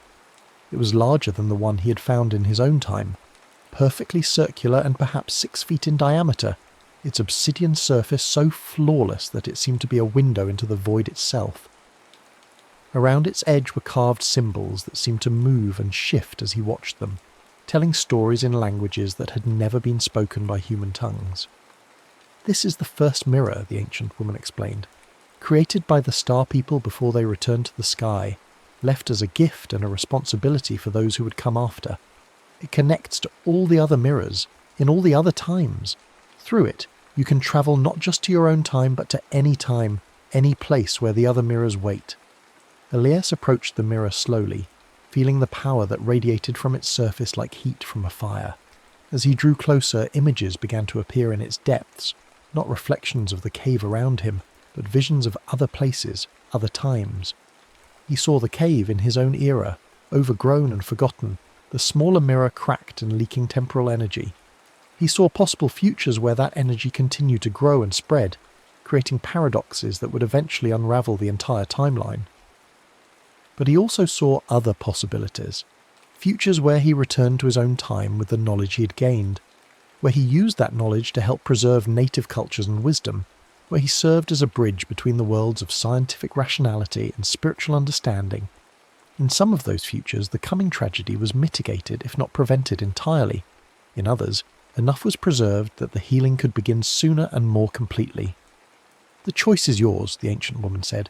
"You can return to your own time, seal the broken mirror and work to prepare your people for the changes that are coming. Or you can step through to any other time, any other place where your presence might make a difference. The mirror will take you wherever your heart truly wishes to go." Elias stared into the swirling depths of the obsidian surface, seeing 1,000 possible lives, 1,000 different ways his story might unfold. For a moment he was tempted to choose a different time entirely, perhaps the distant future, when the wounds between cultures had healed and he could live in a world that had learned to integrate the best of both traditions. Or perhaps the distant past, when he could warn the first peoples about what was coming and help them prepare more effectively. But as he considered these possibilities, he kept coming back to the same conclusion. His own time, for all its flaws and limitations, was where he belonged. It was where his presence could make the most difference, where his unique knowledge and experience could serve the greatest good. And deep in his heart, he knew that Iyoka was right. He had been sent to this time and place not to stay, but to learn and then return. He reached out and touched the mirror's surface, feeling it ripple like water under his fingers. The ancient woman began to sing, her voice joined by others that seemed to come from the mirror itself, from the walls of the cave, from the very stones beneath his feet. The symbols around the mirror's edge began to glow and move faster, and Elias felt the familiar sensation of falling that had brought him here in the first place. But this time was different. Instead of the chaotic tumbling he had experienced before, he felt himself being carefully guided, protected by forces he couldn't see but could sense all around him. The ancient woman's song followed him as he fell through layers of time, and in her voice he heard promises that what he had learned would not be forgotten, that the love he had found would not be lost, that his sacrifice would bear fruit in ways he couldn't imagine. The last thing he saw before the vision faded was Ahyoka's face, smiling at him across the centuries, her lips forming the words of the song that would connect them across time and space. The wind remembers all songs, and the earth remembers all who have walked upon it. Then he was back in his own cave, in his own time, gasping and shaking as if he had been holding his breath for months instead of moments. The smaller obsidian mirror was still embedded in the wall before him, but even as he watched, cracks began to spread across its surface.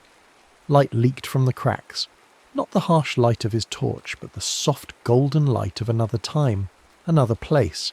He understood instinctively what he needed to do. Drawing on knowledge he couldn't quite remember learning, he began to sing. Not the song Ahyoka had taught him, for that had faded like a dream upon waking, but something deeper, older, a melody that seemed to come from the earth itself. As he sang, he pressed his hands against the cracked mirror, feeling the temporal energy that still flowed through it. The process was exhausting, requiring him to maintain perfect concentration while forces beyond his comprehension flowed through his body and mind. But gradually the cracks in the mirror began to close, the leaking light faded, and the sense of connection to that other time grew weaker and more distant. When the last crack sealed itself, the mirror went dark and cold, just another piece of worked obsidian embedded in a cave wall. Elias collapsed to his knees, overwhelmed by exhaustion and a sense of loss so profound it felt like dying. The detailed memories of his time in the past were already fading, becoming vague and dreamlike, but the emotional impact remained. The knowledge that he had experienced something extraordinary, had been part of something larger than himself, had loved and been loved in ways that transcended ordinary human experience. When he finally made his way out of the cave, he found the thunderstorm had passed, and the morning sun was painting the Virginia hills with gold and green. But everything looked different now, not the pristine wilderness he had briefly known, but a landscape already marked by European settlement, already diminished from what it had once been. His uncle Jeremiah was waiting for him at the farm, drunk and angry about his absence. "Where the hell have you been, boy?" "Been gone all night, worried me sick.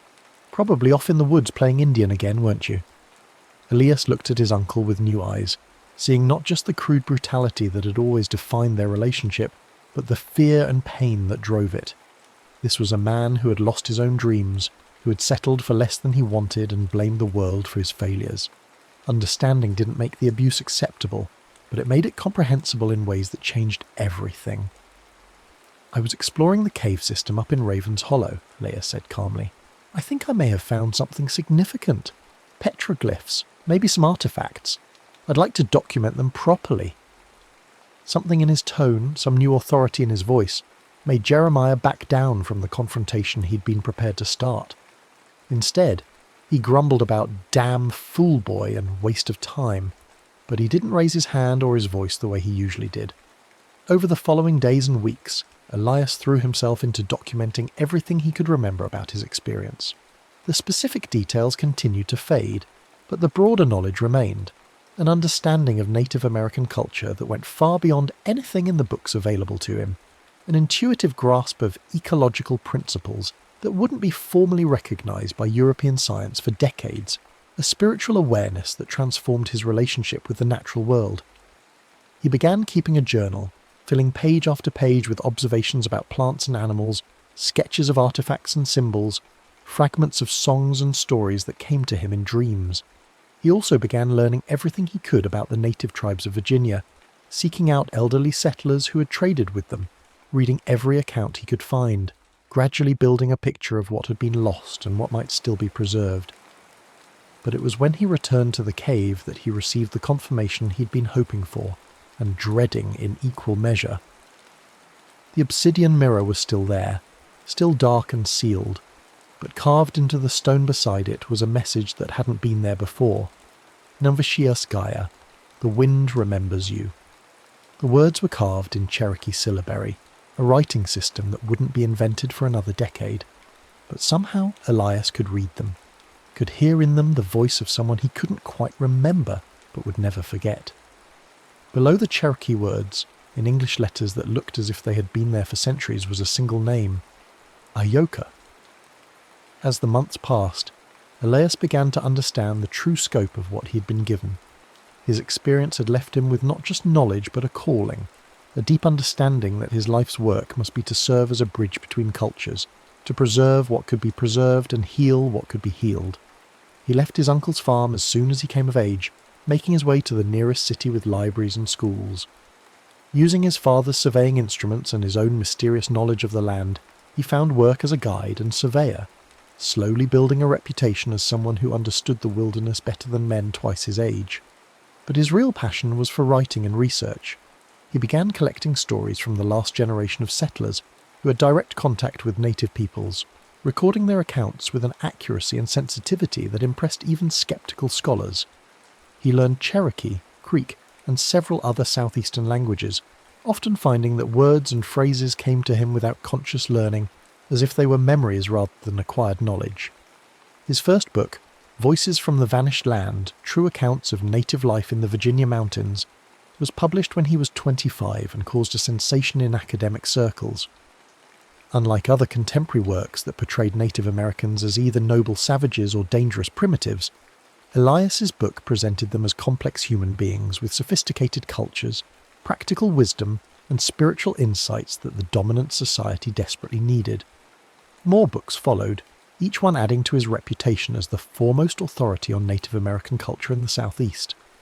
But Elias was careful never to claim credit for insights that weren't his own, always acknowledging that his understanding came from sources he couldn't fully explain, from dreams and visions that felt more like memories than her imagination. He never married, though he had opportunities. Something in him remained forever connected to a love he couldn't quite remember, a relationship that had been perfect in its brevity and impossible in its fulfillment. Instead, he devoted himself entirely to his work, to the mission that had been given to him in ways he was beginning to forget but would never truly lose. As he grew older, his writings became more explicitly focused on preservation and reconciliation. He established schools that taught both European and native ways of understanding the world, founded libraries that collected and preserved oral traditions, and worked tirelessly to document languages and cultures that were disappearing with each passing year. He also became known as a healer, though he never claimed medical training.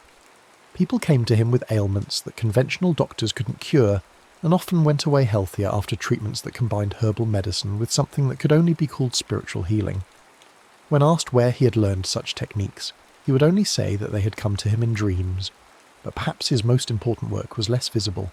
The quiet conversations with government officials about treaty negotiations, the letters to influential people advocating for native rights, the behind-the-scenes efforts to prevent some of the worst excesses of American expansion.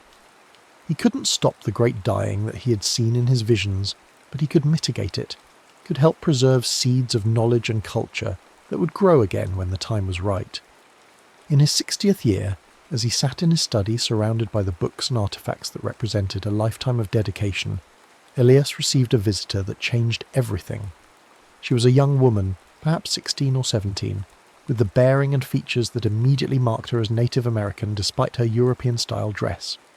She approached his house at sunset, walking with a confidence that suggested she belonged wherever she chose to be. When he opened the door to her knock, she spoke a single word in a language he hadn't heard spoken aloud in 40 years, but recognized instantly: grandfather. The word was Cherokee, but it carried layers of meaning that went beyond simple kinship. It was a term of respect for an elder, recognition of spiritual relationship, acknowledgement of someone who had earned the right to be called ancestor, even while still living. "I have been sent to find you," she continued in English that carried the same musical quality he remembered from another voice, in another time.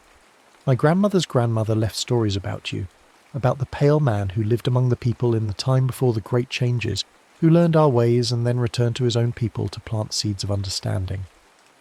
Elias stared at her, his heart pounding with a mixture of hope and disbelief. "What was your grandmother's name?" The young woman smiled, and for a moment he saw another face, another smile shining through the years like sunlight through water. "Her name was Ahyoka," she said. "She lived to be very old, and she told stories of the Skywalker who came through the spirit mirrors, who learned to sing with the wind and speak with the earth. She said that someday, when the wheel of time turned full circle, someone would come to find him and bring him a message." She reached into a pouch at her side and drew out something that made Elias's breath catch in his throat. It was a pendant, a small carved bird in flight, worn smooth by age and handling, but unmistakably the same one that a Cherokee girl had placed in his hands beside a sacred fire in another century. "She said to tell you that the wind has remembered your song," the young woman continued, "that the earth has remembered your footsteps, that the seeds you planted have grown into trees that will shelter many people in the storms that are coming." Elias took the pendant with shaking hands, feeling the smooth stone warm against his palm as if it had been waiting all these years to return to him. As he held it, memories flooded back, not the detailed recollections he had lost upon his return, but something deeper and more permanent. The sound of Ahyoka's laughter, the feeling of belonging to something larger than himself, the knowledge that love could transcend time and space and death itself. "She also said," the young woman continued, "that when the time of great healing begins, you will remember everything, that the spirits have kept your memories safe, waiting for the moment when they would be needed again." That night Elias sat by his fire holding the pendant and feeling the years fall away like leaves in autumn. The young woman, who had given her name as Atsila, meaning fire, had stayed for dinner and told him stories that filled in gaps in his understanding, that connected dots he hadn't even realized were scattered across his life. Ahyoka had lived to be 93, dying peacefully in her sleep in a cabin deep in the Tennessee mountains, where her people had taken refuge after the Cherokee removal. She had never married, dedicating her life to preserving the old ways and preparing for the time when they would be needed again. She had become a renowned medicine woman and storyteller, and her tales of the Skywalker had become part of the oral tradition of several southeastern tribes. "She said you would know her again," Atsila told him as she prepared to leave the next morning. "She said that souls who find each other across time and space are never truly separated, that the spirits weave them together in ways that transcend single lifetimes." "Will I see her again?" Elias asked, though he wasn't sure he wanted to know the answer. Atsila smiled. "She said to tell you that the great circle is completing itself, that the time of ending is also the time of beginning, She said you would understand when the moment comes. After she left, Elias found that his dreams had changed. Instead of the vague, emotional impressions that had haunted his sleep for decades, he began to have vivid, detailed visions of the life he'd lived in that other time. He remembered the village with perfect clarity, could recall conversations word for word, could feel again the sense of belonging and purpose that had defined those magical months. But more than memories were returning. The spiritual abilities he had begun to develop during his time with Aryoka's people were reasserting themselves, stronger now and refined by decades of unconscious practice. He found that he could communicate with animals, could sense the health of plants and trees, could feel the emotional states of people around him with increasing clarity. Most remarkably, he began to receive visits from what he could only describe as spirits. Not ghosts in any conventional sense, but presences that seemed to exist partially in his time and partially in others. Sometimes they were people he had known in that other life, coming to give him messages or guidance. Sometimes they were strangers who sought his help in matters that spanned multiple generations, and sometimes, just sometimes, he caught glimpses of Ayoka herself, not as the girl he had known, but as the elder she had become, still beautiful but marked by age and wisdom and the sorrows she had witnessed.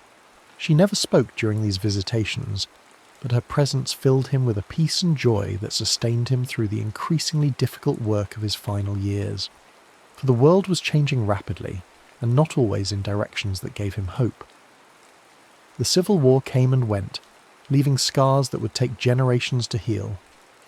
The Western expansion accelerated, bringing with it the final destruction of the great buffalo herds and the last free tribes.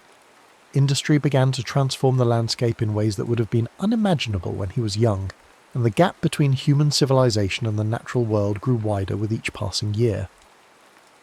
But there were signs of hope as well. Some of the seeds he'd planted were beginning to sprout. A new generation of scholars was taking Native American culture seriously, approaching it with respect rather than condescension. Conservation movements were beginning to recognize the wisdom embedded in traditional ecological practices, and here and there bridges were being built between communities that had been enemies for generations.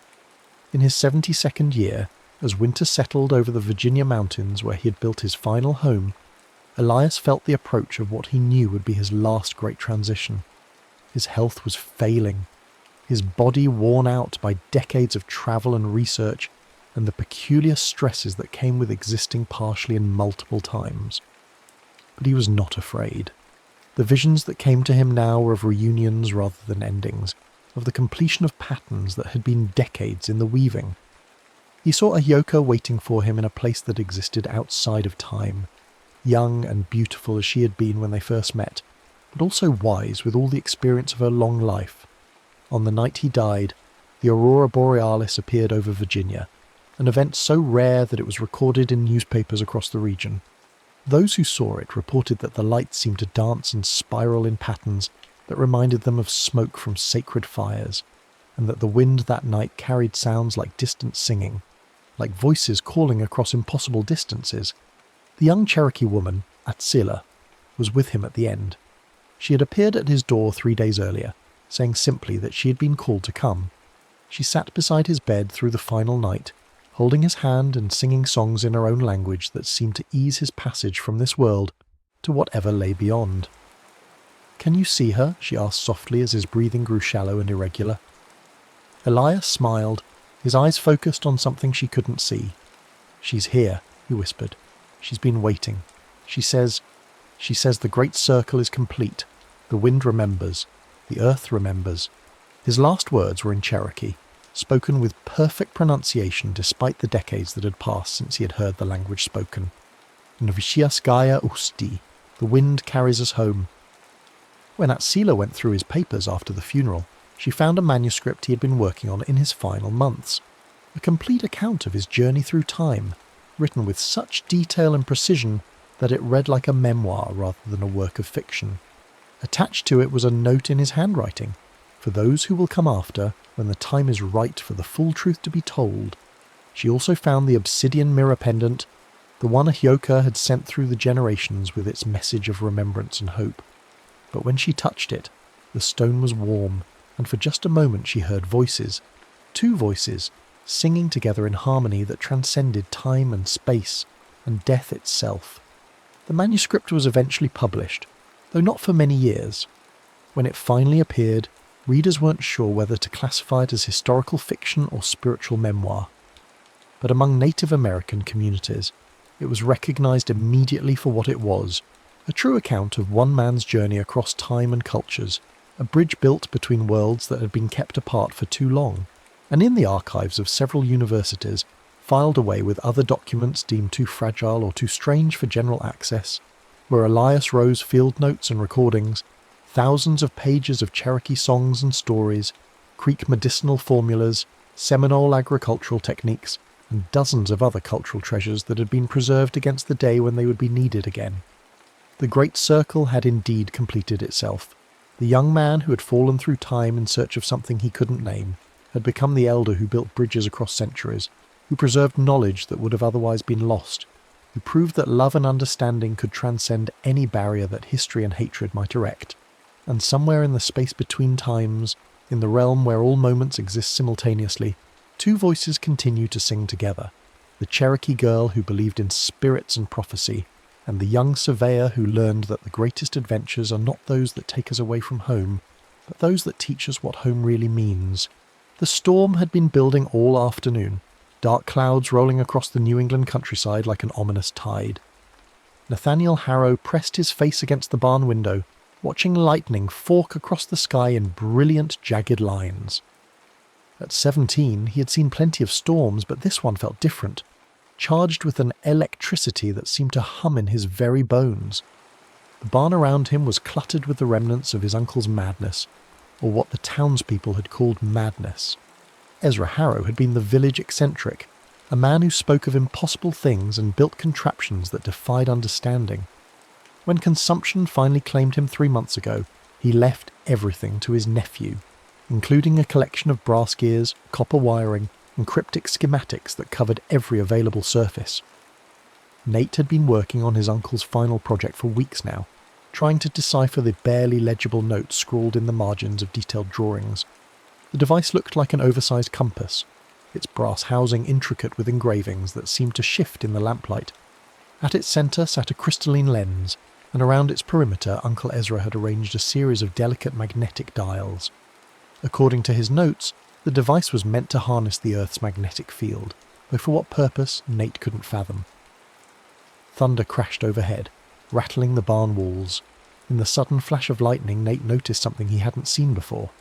A setting on the compass marked simply as origin. It wasn't on any map he knew, wasn't a direction or location that made sense. But Uncle Ezra's final note, written in a shaking hand, had been clear. When the heavens rage, align to origin, and let the earth remember. With trembling fingers, Nate adjusted the primary dial to the mysterious setting. The moment the needle locked into place, the entire device began to vibrate with a low, harmonic hum. The brass housing grew warm beneath his hands, and the crystalline lens at its centre began to glow with an inner light that pulsed in rhythm with the storm outside. Another lightning bolt split the sky, this one so close that the barn filled with the acrid smell of ozone. But instead of dissipating, the electrical charge seemed drawn to the compass. Sparks danced along its brass edges, and the magnetic dials spun wildly as if struggling against some invisible force. "What have you done, Uncle Ezra?" Nate whispered, his voice barely audible over the growing drone of the device. The barn door burst open in the wind, and through it, Nate could see the lightning gathering above in unnatural patterns, spiralling downward like a luminous whirlpool. He tried to step back from the compass, but found himself frozen, his hands seemingly welded to the warm brass.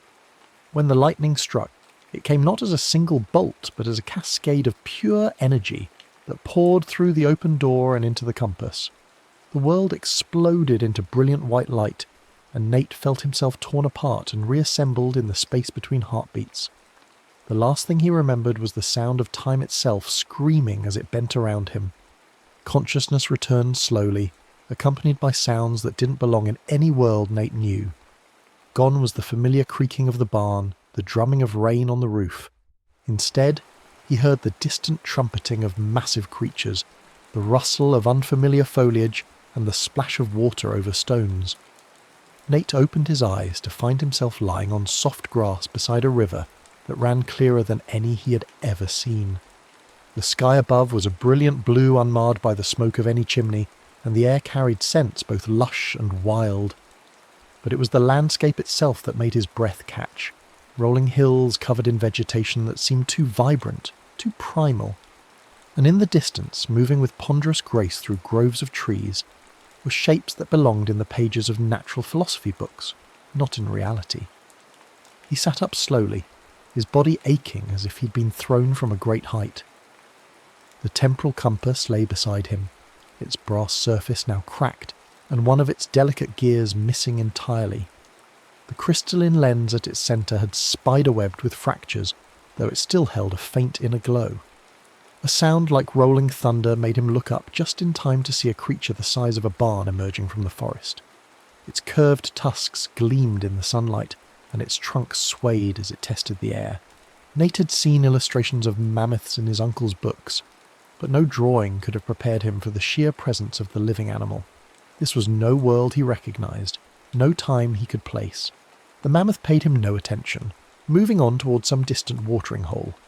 But other sounds were drawing closer, the padding of heavy feet, the crack of branches. Through the underbrush came something that made Nate's blood freeze.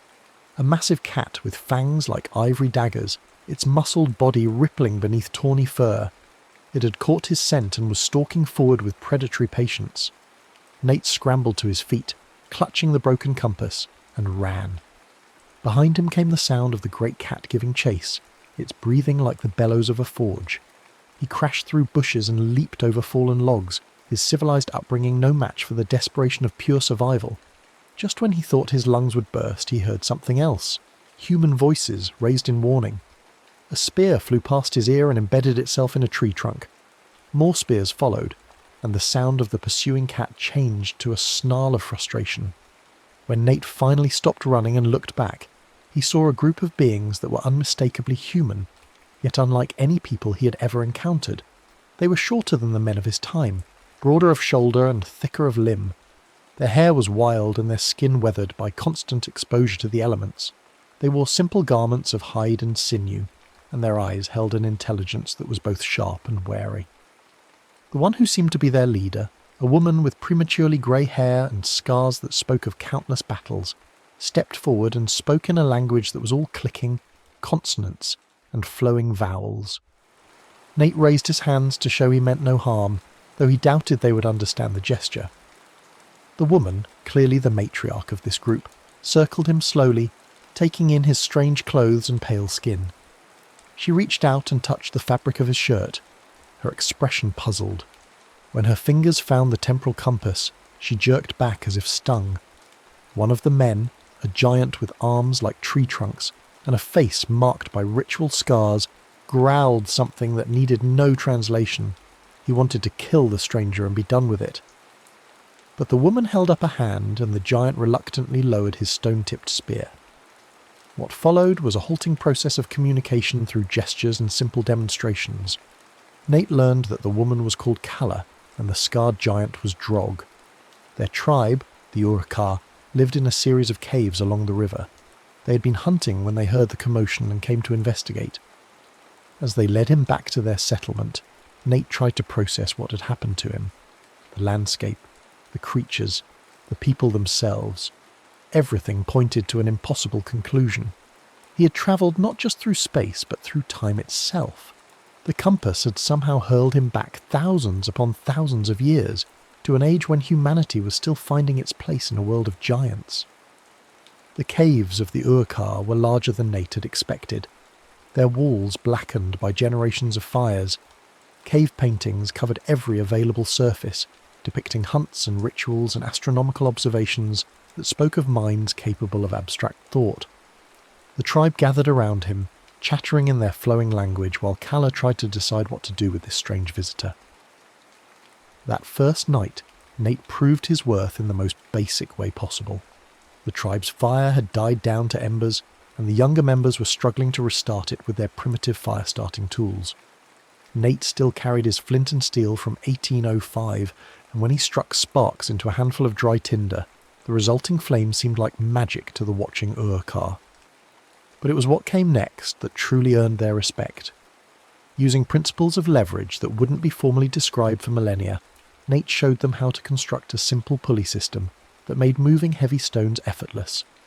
When they went hunting the next day, he demonstrated improvements to their spear-throwing technique based on his understanding of physics and trajectory. Slowly, painfully, Nate learned to survive in this ancient world. His soft hands grew calloused from knapping flint and working hide. His pale skin darkened under the prehistoric sun. He learned to read the signs that warned of approaching predators and to find water in seemingly barren landscapes. The Urukar began to accept him not as a curiosity, but as one of their own. Among them, one stood out to Nate more than the others. Ina was perhaps 18, with dark hair that caught the firelight and eyes that seemed to hold depth of curiosity, unusual even among her intelligent people. She alone seemed to understand that his knowledge came from somewhere else, some impossible elsewhere that existed beyond the boundaries of their world. When Nate began sketching the phases of the moon on cave walls, using charcoal to create detailed astronomical charts, Ina watched with fascination.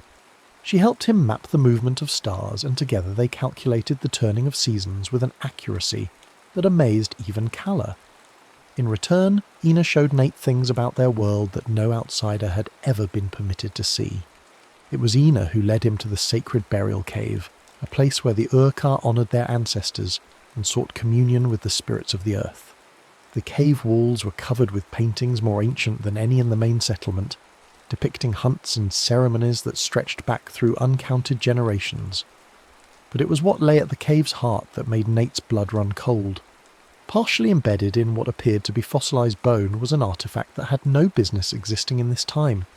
It was made of the same brass as his temporal compass, carved with similar symbols and still bearing traces of that same inner glow. But this device was broken, its pieces scattered among the ancient remains as if it had exploded with tremendous force. "How long has this been here?" Nate asked Ina in the mixture of gestures and simple words they had developed to communicate. Her answer chilled him. According to the oldest songs of her people, the metal thing that fell from stars had been in the sacred cave since the time of the first mothers, since the very beginning of memory. Someone else had travelled through time, someone else had possessed a device like his own. And something had gone catastrophically wrong. That night, as the tribe gathered around their fires, the elders spoke of ancient legends. Through Ina's translation, Nate learned of the fire-toothed beast, a creature that had haunted their people's nightmares for generations beyond counting. It was said to be a great cat with fangs like spears and eyes that burned with stolen fire. According to the stories, it guarded something precious, the fire from the stars that had fallen in the time of the first mothers. As the elders' words washed over him, Nate studied the ancient cave paintings more carefully. One image in particular caught his attention, a great cat with something circular and glowing embedded in one eye. The shape was unmistakable. It looked exactly like his temporal compass.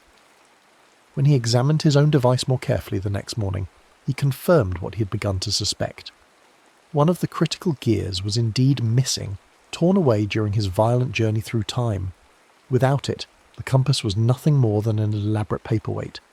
But if the legends were true, if the fire-toothed beast really did carry a piece of starfire in its eye, then perhaps his gear, or one like it, was still somewhere in this ancient world. Nate began planning in secret, studying the beast's territory and learning everything he could about its habits. The Urka spoke of it in whispers, describing a creature that had grown far beyond the natural size of its kind, fed by the strange energies of the starfire it carried. It laired in the volcanic canyons to the north, where sulphurous vapours rose from fissures in the earth, and the very ground was hot to the touch. Ina discovered his preparations before he could stop her. She found him crafting a spear with an obsidian point he had knapped to surgical sharpness, bound to a shaft of hardwood with sinews that had been treated to maximise strength and flexibility. His shield was a masterwork of prehistoric engineering, layers of hide stretched over a frame designed to distribute impact across its entire surface. When she confronted him, her eyes blazing with fury and fear, Nate tried to explain.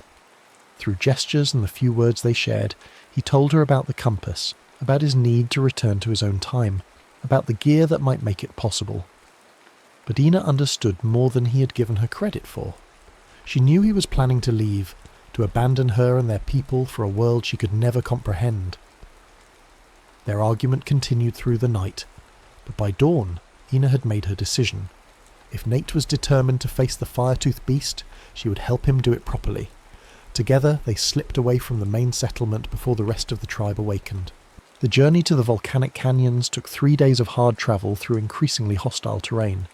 The very air grew thick and sulphurous as they approached the beast's territory, and the ground beneath their feet radiated heat like a forge. Strange plants grew here, adapted to the hellish conditions, and the few animals they encountered were likewise changed. Smaller, quicker, with eyes that gleamed with unnatural intelligence. They found the beast's lair at the heart of a canyon where the walls wept moisture that stank of brimstone.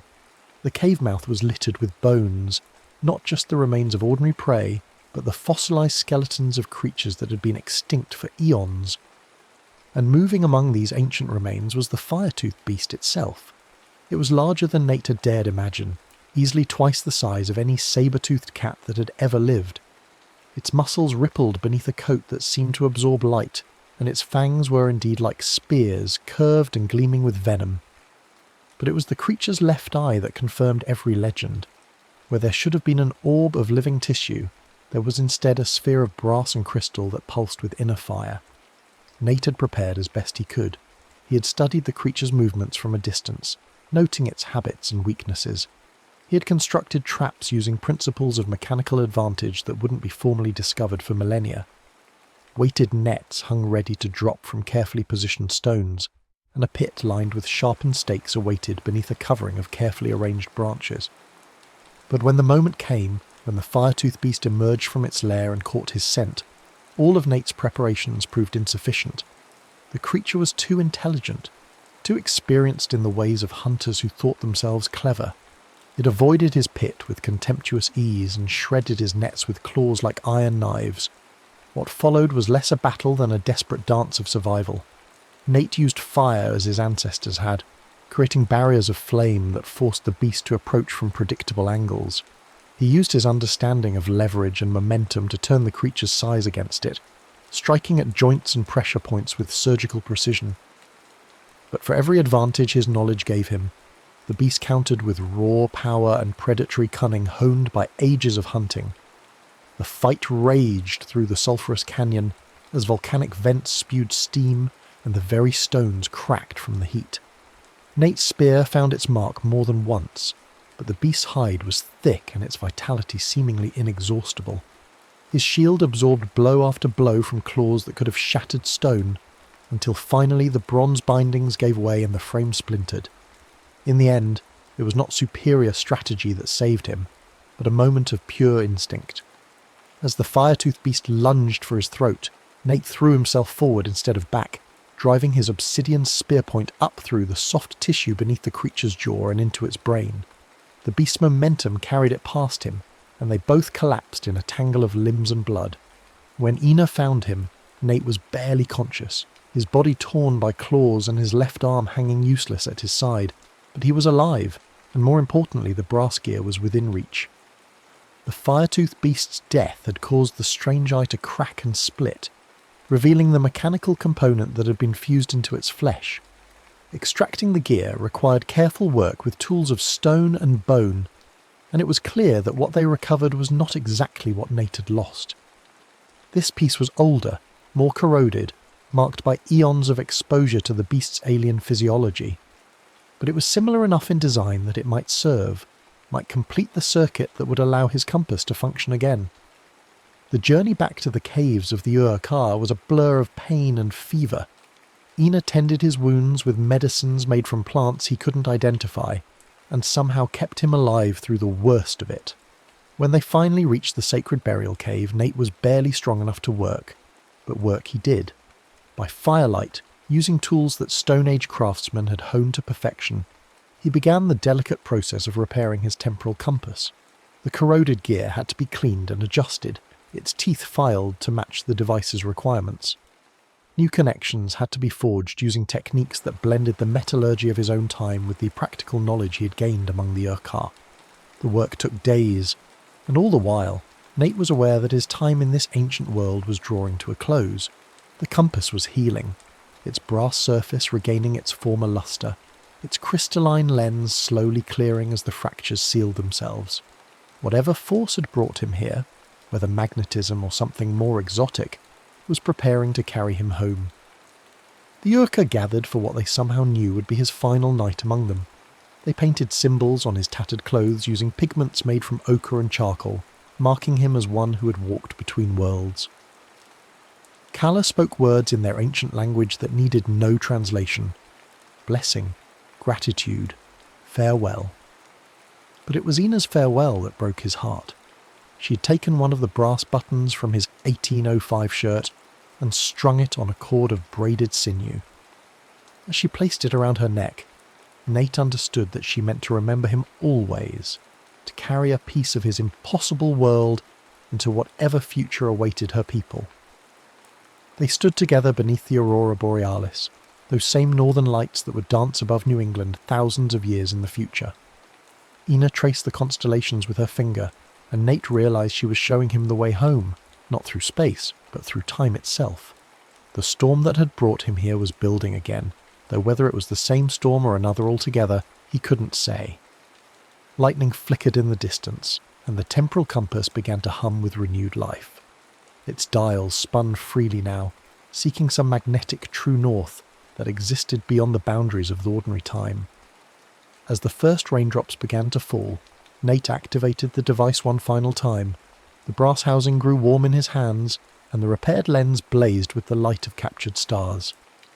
The Urka watched in amazement as blue fire danced around him, and reality began to bend and twist. The last thing he saw of that ancient world was Ina's face, illuminated by the temporal energies that were tearing him away from her. She was crying, but she was also smiling, as if she understood that some partings were necessary, some journeys had to be completed alone. Then the world exploded into light and motion, and Nate felt himself hurled forward through the screaming corridors of time. He awakened in his uncle's barn, sprawled on the same wooden floor where he had begun this impossible journey. The storm outside was already moving on, its thunder fading into the distance. By the light of his overturned lamp he could see that only minutes had passed since his departure. The same rain was still dripping through the same cracks in the roof. But Nate himself was changed beyond recognition. His clothes were torn and stained, marked with symbols painted in pigments that would not exist for thousands of years. His hands were scarred from working with stone tools, and his left arm bore the claw marks of a creature that had died before human civilization began. Most importantly, when he searched his pockets, he found proof that his journey had been more than a dream. Ina's necklace was there, the brass button strung on braided sinew, still carrying the scent of wood smoke in ancient places. In the days that followed, as his wounds healed and his strength returned, Nate began the work of documenting what he had experienced. He completed his uncle's journal, filling in the missing pieces with knowledge gained in the dawn of time. He studied the temporal compass, learning its secrets and preparing for whatever journeys might yet come. But he was careful to hide the device away, knowing that its power was too great for the world of 1805 to understand. Sometimes, on nights when the moon was full and the northern lights danced above New England, he would take it out and hold it in his hands, feeling the pulse of energies that connected all times and places. He thought often of Ina and the Urka, wondering what had become of them in the vast sweep of history. Had they survived to become ancestors of modern humanity? Had their descendants carried forward some memory of the strange visitor who had walked among them? He would never know for certain, but sometimes, in the depths of winter nights, he thought he could hear their voices carried on the wind. The temporal compass waited in its hiding place, patient as only such devices could be. Nate had learned its secrets, but he had also learned the cost of using them. Time travel was not a gift to be used lightly. It was a responsibility that required wisdom, courage, and the willingness to accept that some journeys change the traveller as much as they change the destination. As months turned to years, Nate established himself as an inventor and natural philosopher, though he was careful never to reveal knowledge too far ahead of his time. He married a local girl and built a life that seemed ordinary to his neighbours, but every full moon he would check on the device that had shown him wonders beyond imagination. The brass button on its sinew cord remained his most treasured possession. a reminder of a love that had bridged the vast gulf of time. Sometimes he wondered if he should return, if he could find his way back to that ancient world and the woman who had helped him become something more than he had been. But deep in his heart, he knew that some journeys were meant to be taken only once. The boy who had stumbled into the past through accident and desperation was gone, replaced by a man who understood that time itself was alive, aware, and infinitely dangerous. The temporal compass would remain hidden, its secrets guarded, until someone worthy enough and brave enough came along to claim them. And on nights when the aurora borealis painted the sky in shades of green and gold, Nathaniel Harrow would stand at his window and remember a cave girl who had shown him that love could exist in any time, in any place, in any form. The button around her neck had been his gift to the past, but her courage and wisdom were her gifts to his future. The storm outside his window began to build again, and for just a moment Nate's hand moved toward the hiding place where the compass waited. But then he smiled and turned away, content to let the lightning flash and the thunder roll without intervention. Some storms were meant to be weathered, not travelled through. Time would call to him again some day, he was certain of that. But until it did, he would live in the present, carrying the past in his heart and the future in his dreams, a guardian of secrets that spanned the ages. Years passed like pages turning in a book written by invisible hands. Nate married Mary Thornton, the daughter of the local blacksmith, and together they built a life that seemed unremarkable to their neighbours. Their farmhouse sat on a hill overlooking the Connecticut River, and their fields produced wheat and corn that fed half the county. To the people of Millbrook, Nathaniel Harrow was simply a successful farmer, with an unusual talent for mechanical contraptions and an uncanny ability to predict the weather. But Mary knew better. She had seen the scars on her husband's body, marks that no New England predator could have made. She had watched him wake from dreams that left him speaking words in no language she recognised, calling out a name that sounded like Ina, in a voice filled with longing and loss. And on nights when the aurora borealis painted the northern sky, she had seen him standing at their bedroom window with tears streaming down his face, staring at something only he could see. Their marriage was built on love and mutual respect, but also on an understanding that some parts of Nate's past would remain forever sealed. Mary asked no questions about the brass button he kept in a locked box in his study, or about the complex mechanical device wrapped in silk beside it. She simply accepted that her husband carried secrets that were not meant for sharing, and she loved him all the more fiercely for the burden she could see he bore. Their children came in due time, first Samuel, then Rebecca, then the twins Thomas and Sarah. Each child inherited something of their father's curiosity and mechanical aptitude, though none showed the obsessive brilliance that had driven Nate to unlock the mysteries of time itself. He taught them to read the stars and predict the seasons, to work with their hands and think with their hearts, but he never spoke of the device that had shown him wonders beyond their comprehension. As the children grew, Nate established himself as more than just a farmer. His innovations in agricultural machinery revolutionized farming throughout the Connecticut Valley. His improvements to watermills and grain processing made him wealthy enough to endow the town's first proper school, and his detailed weather predictions, based on atmospheric observations that wouldn't be formally understood for decades, saved countless crops from unexpected storms. But it was his work as an unofficial doctor that truly set him apart. Using knowledge gained from watching Ina treat his wounds with prehistoric remedies, Nate developed healing techniques that seemed almost magical to his contemporaries. He could set bones so they healed straight and strong, treat infections with plant-based medicines that no physician in Boston could identify, and diagnose ailments by reading signs that other healers missed entirely. The town began to whisper that Nathaniel Harrow had been touched by something otherworldly, though they couldn't agree on what. Some said he had made a pact with forest spirits during a vision quest in the mountains. Others claimed he had studied with Indian medicine men who had taught him secrets passed down from the time before memory. A few of the more superstitious residents suggested he was in league with darker forces, though they kept such thoughts to themselves. Nate bore their speculation with quiet dignity, knowing that the truth was far stranger than any tale they could invent. He had indeed learned from teachers who predated civilization itself, but they had been human beings like himself, just separated from him by an abyss of time that defied comprehension. On his 40th birthday, as he sat in his study reviewing the agricultural accounts that had made him one of the wealthiest men in the county, Nate found himself drawn once again to the locked box that contained his most precious possessions. The temporal compass seemed to pulse with restrained energy, as if sensing his attention.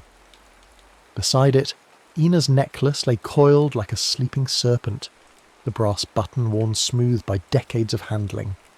He had not activated the device in 23 years, but its presence had never left his thoughts. Sometimes he dreamed of the volcanic canyons where he had faced the fire-tooth beast, or of the sacred cave where ancient paintings recorded the passage of time travellers who had come before him. More often, he dreamed of Ina's face illuminated by firelight, her eyes bright with curiosity and affection. What had become of her? Had she lived a full life among the Urka, eventually becoming a matriarch like Kala? Had she taken a mate from among the tribe's hunters, born children who carried forward some fragment of the knowledge they had shared? Or had she died young, perhaps in childbirth or during one of the harsh winters that claimed so many in that unforgiving age? The not knowing was perhaps the cruelest aspect of his exile from that ancient world. He could calculate the orbital mechanics that governed the motion of planets, could predict eclipses decades in advance, could design machines that would not be invented for generations, but he could not reach across 50,000 years to learn the fate of the woman who had saved his life and stolen his heart. As if summoned by his thoughts, a knock came at the study door. Mary entered carrying a tray of tea and sweet cakes, her greying hair pinned up in the practical style she'd favoured since their first child was born. At 55 she was still beautiful, though her beauty had evolved from the fresh loveliness of youth to something deeper and more enduring. "You've been brooding again," she said gently, setting the tray on his desk and settling into the chair across from him. "Every year around this time you get that look, as if you're seeing something the rest of us can't." Nate smiled, though he knew it didn't reach his eyes. "Just thinking about roads not taken, paths that might have led to different destinations." "We all have those," Mary replied, pouring tea for both of them. "But dwelling on them won't change anything. The life we've built together is a good one, Nathaniel. Our children are healthy and happy, our community respects us, and we've made our mark on the world. What more could a man ask for?" Before he could answer, young Samuel burst through the door with the enthusiasm that only a 15-year-old could muster. Their eldest son had grown tall and lean like his father, with the same dark hair and intense eyes that seemed to see more than they should. "Father, you have to come see this," Samuel exclaimed, his voice cracking with excitement. "There's the most peculiar storm building over the eastern ridge. The lightning is moving in spirals and the thunder sounds like nothing I've ever heard before." Nate's blood turned to ice water. He rose from his chair so quickly that he knocked over his teacup, sending hot liquid cascading across his papers.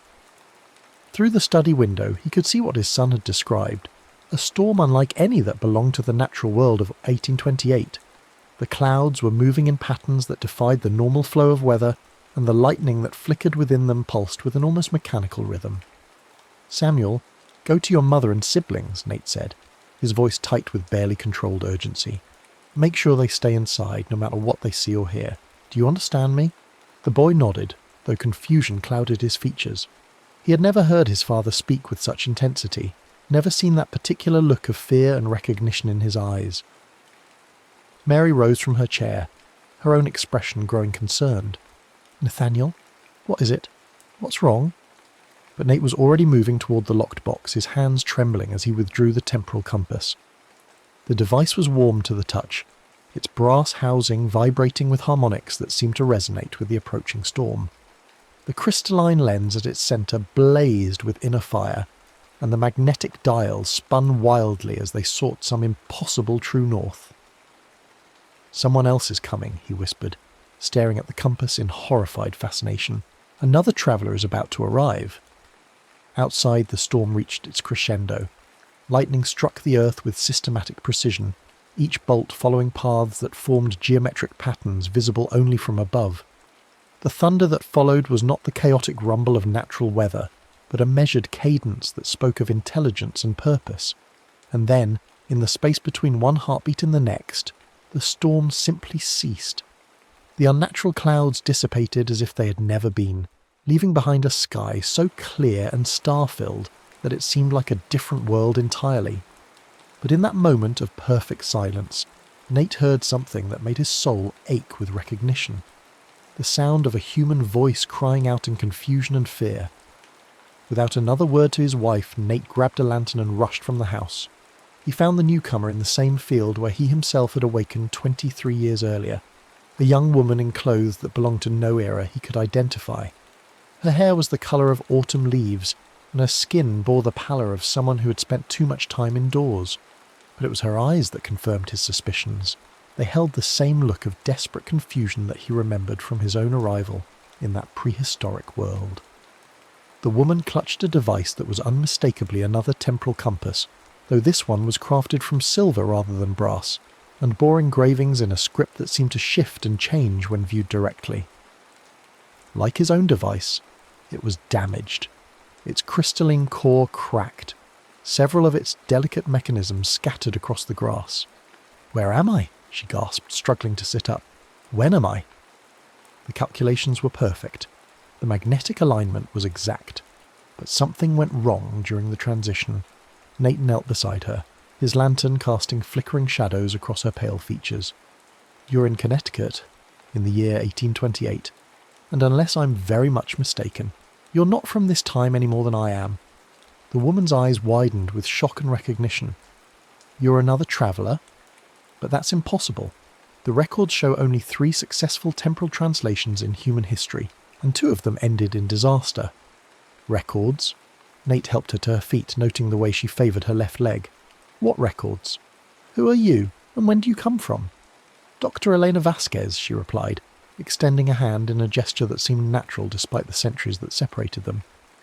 "I'm a temporal physicist from the year 2157, and according to our historical databases, you're Nathaniel Harrow, the man who disappeared during a lightning storm in 1805 and returned with knowledge that shouldn't have existed for another century."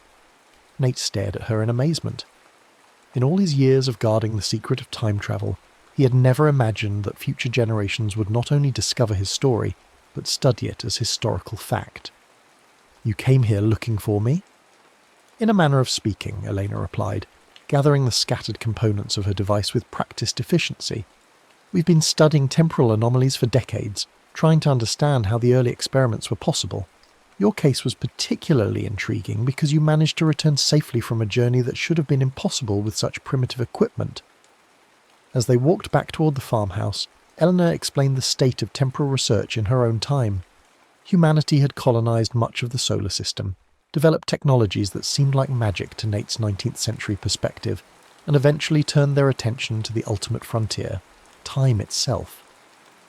But their efforts had been plagued by disasters, paradoxes, and travellers who vanished without a trace. "The mathematics are incredibly complex," she said, limping slightly as they climbed the hill toward his home.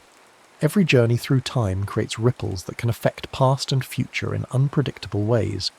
We've lost dozens of researchers to temporal storms, causality loops, and worse. Your uncle's design was crude by our standards, but it incorporated principles that we're only beginning to understand."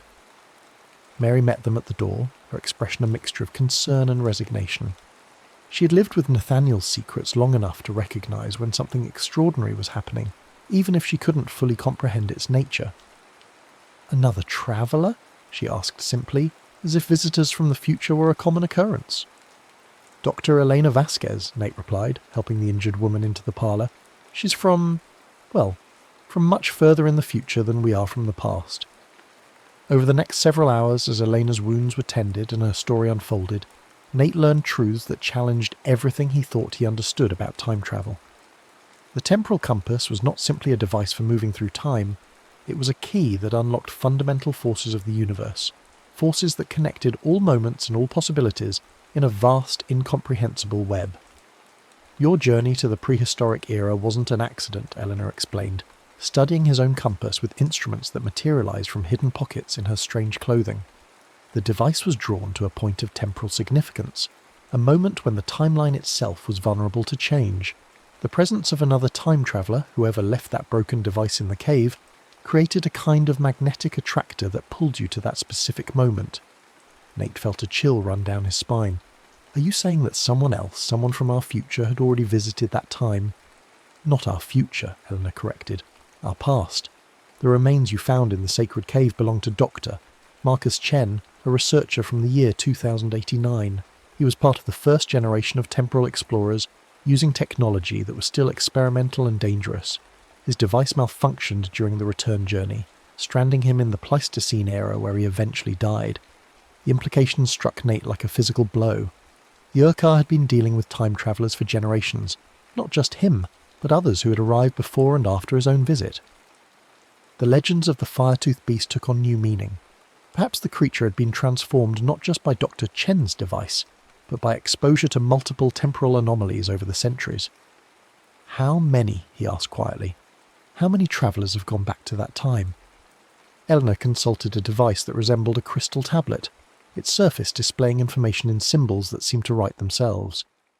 Our records show at least 7 confirmed arrivals in the period between 50,000 and 45,000 BCE. Most of them were researchers like Dr. Chen, studying the early development of human civilization. But there were others, refugees from timeline wars, explorers seeking virgin territories, even a few who went back simply because they could. Timeline wars, Mary interjected, her voice sharp with concern. What do you mean by timeline wars? Elena's expression grew grim. In my era, temporal technology became a weapon. Nations, corporations, and ideological factions began sending agents back to change key historical events, trying to create timelines that favoured their own interests.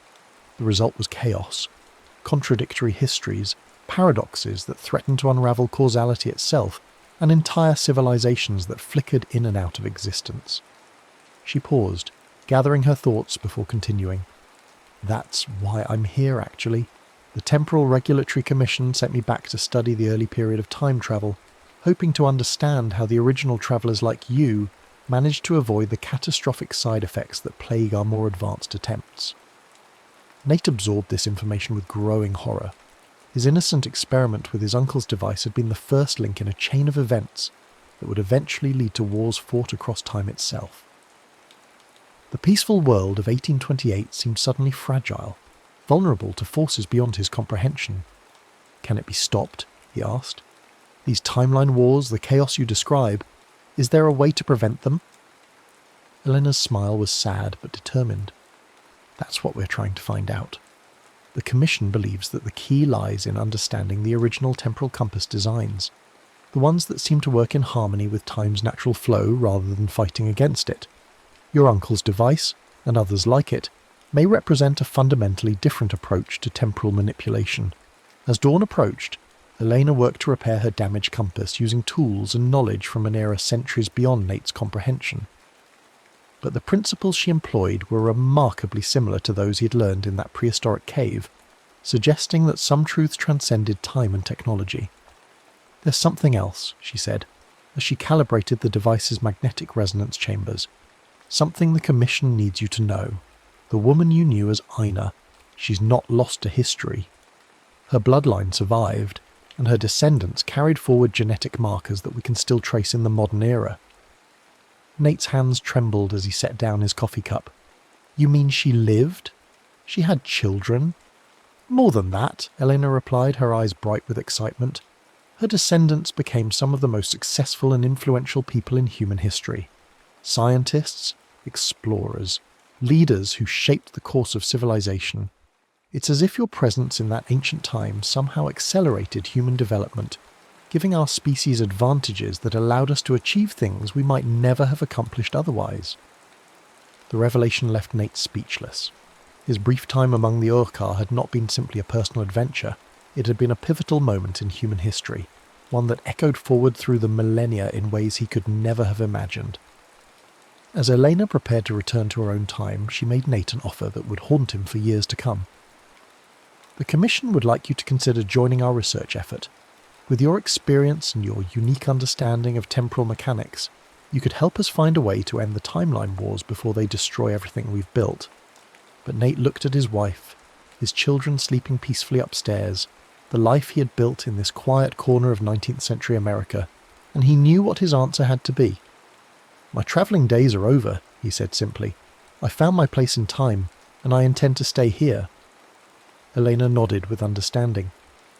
I thought you might say that, but the offer stands, for you and for your descendants. The Commission believes that the Harrow family line carries something special, something that makes you natural temporal navigators.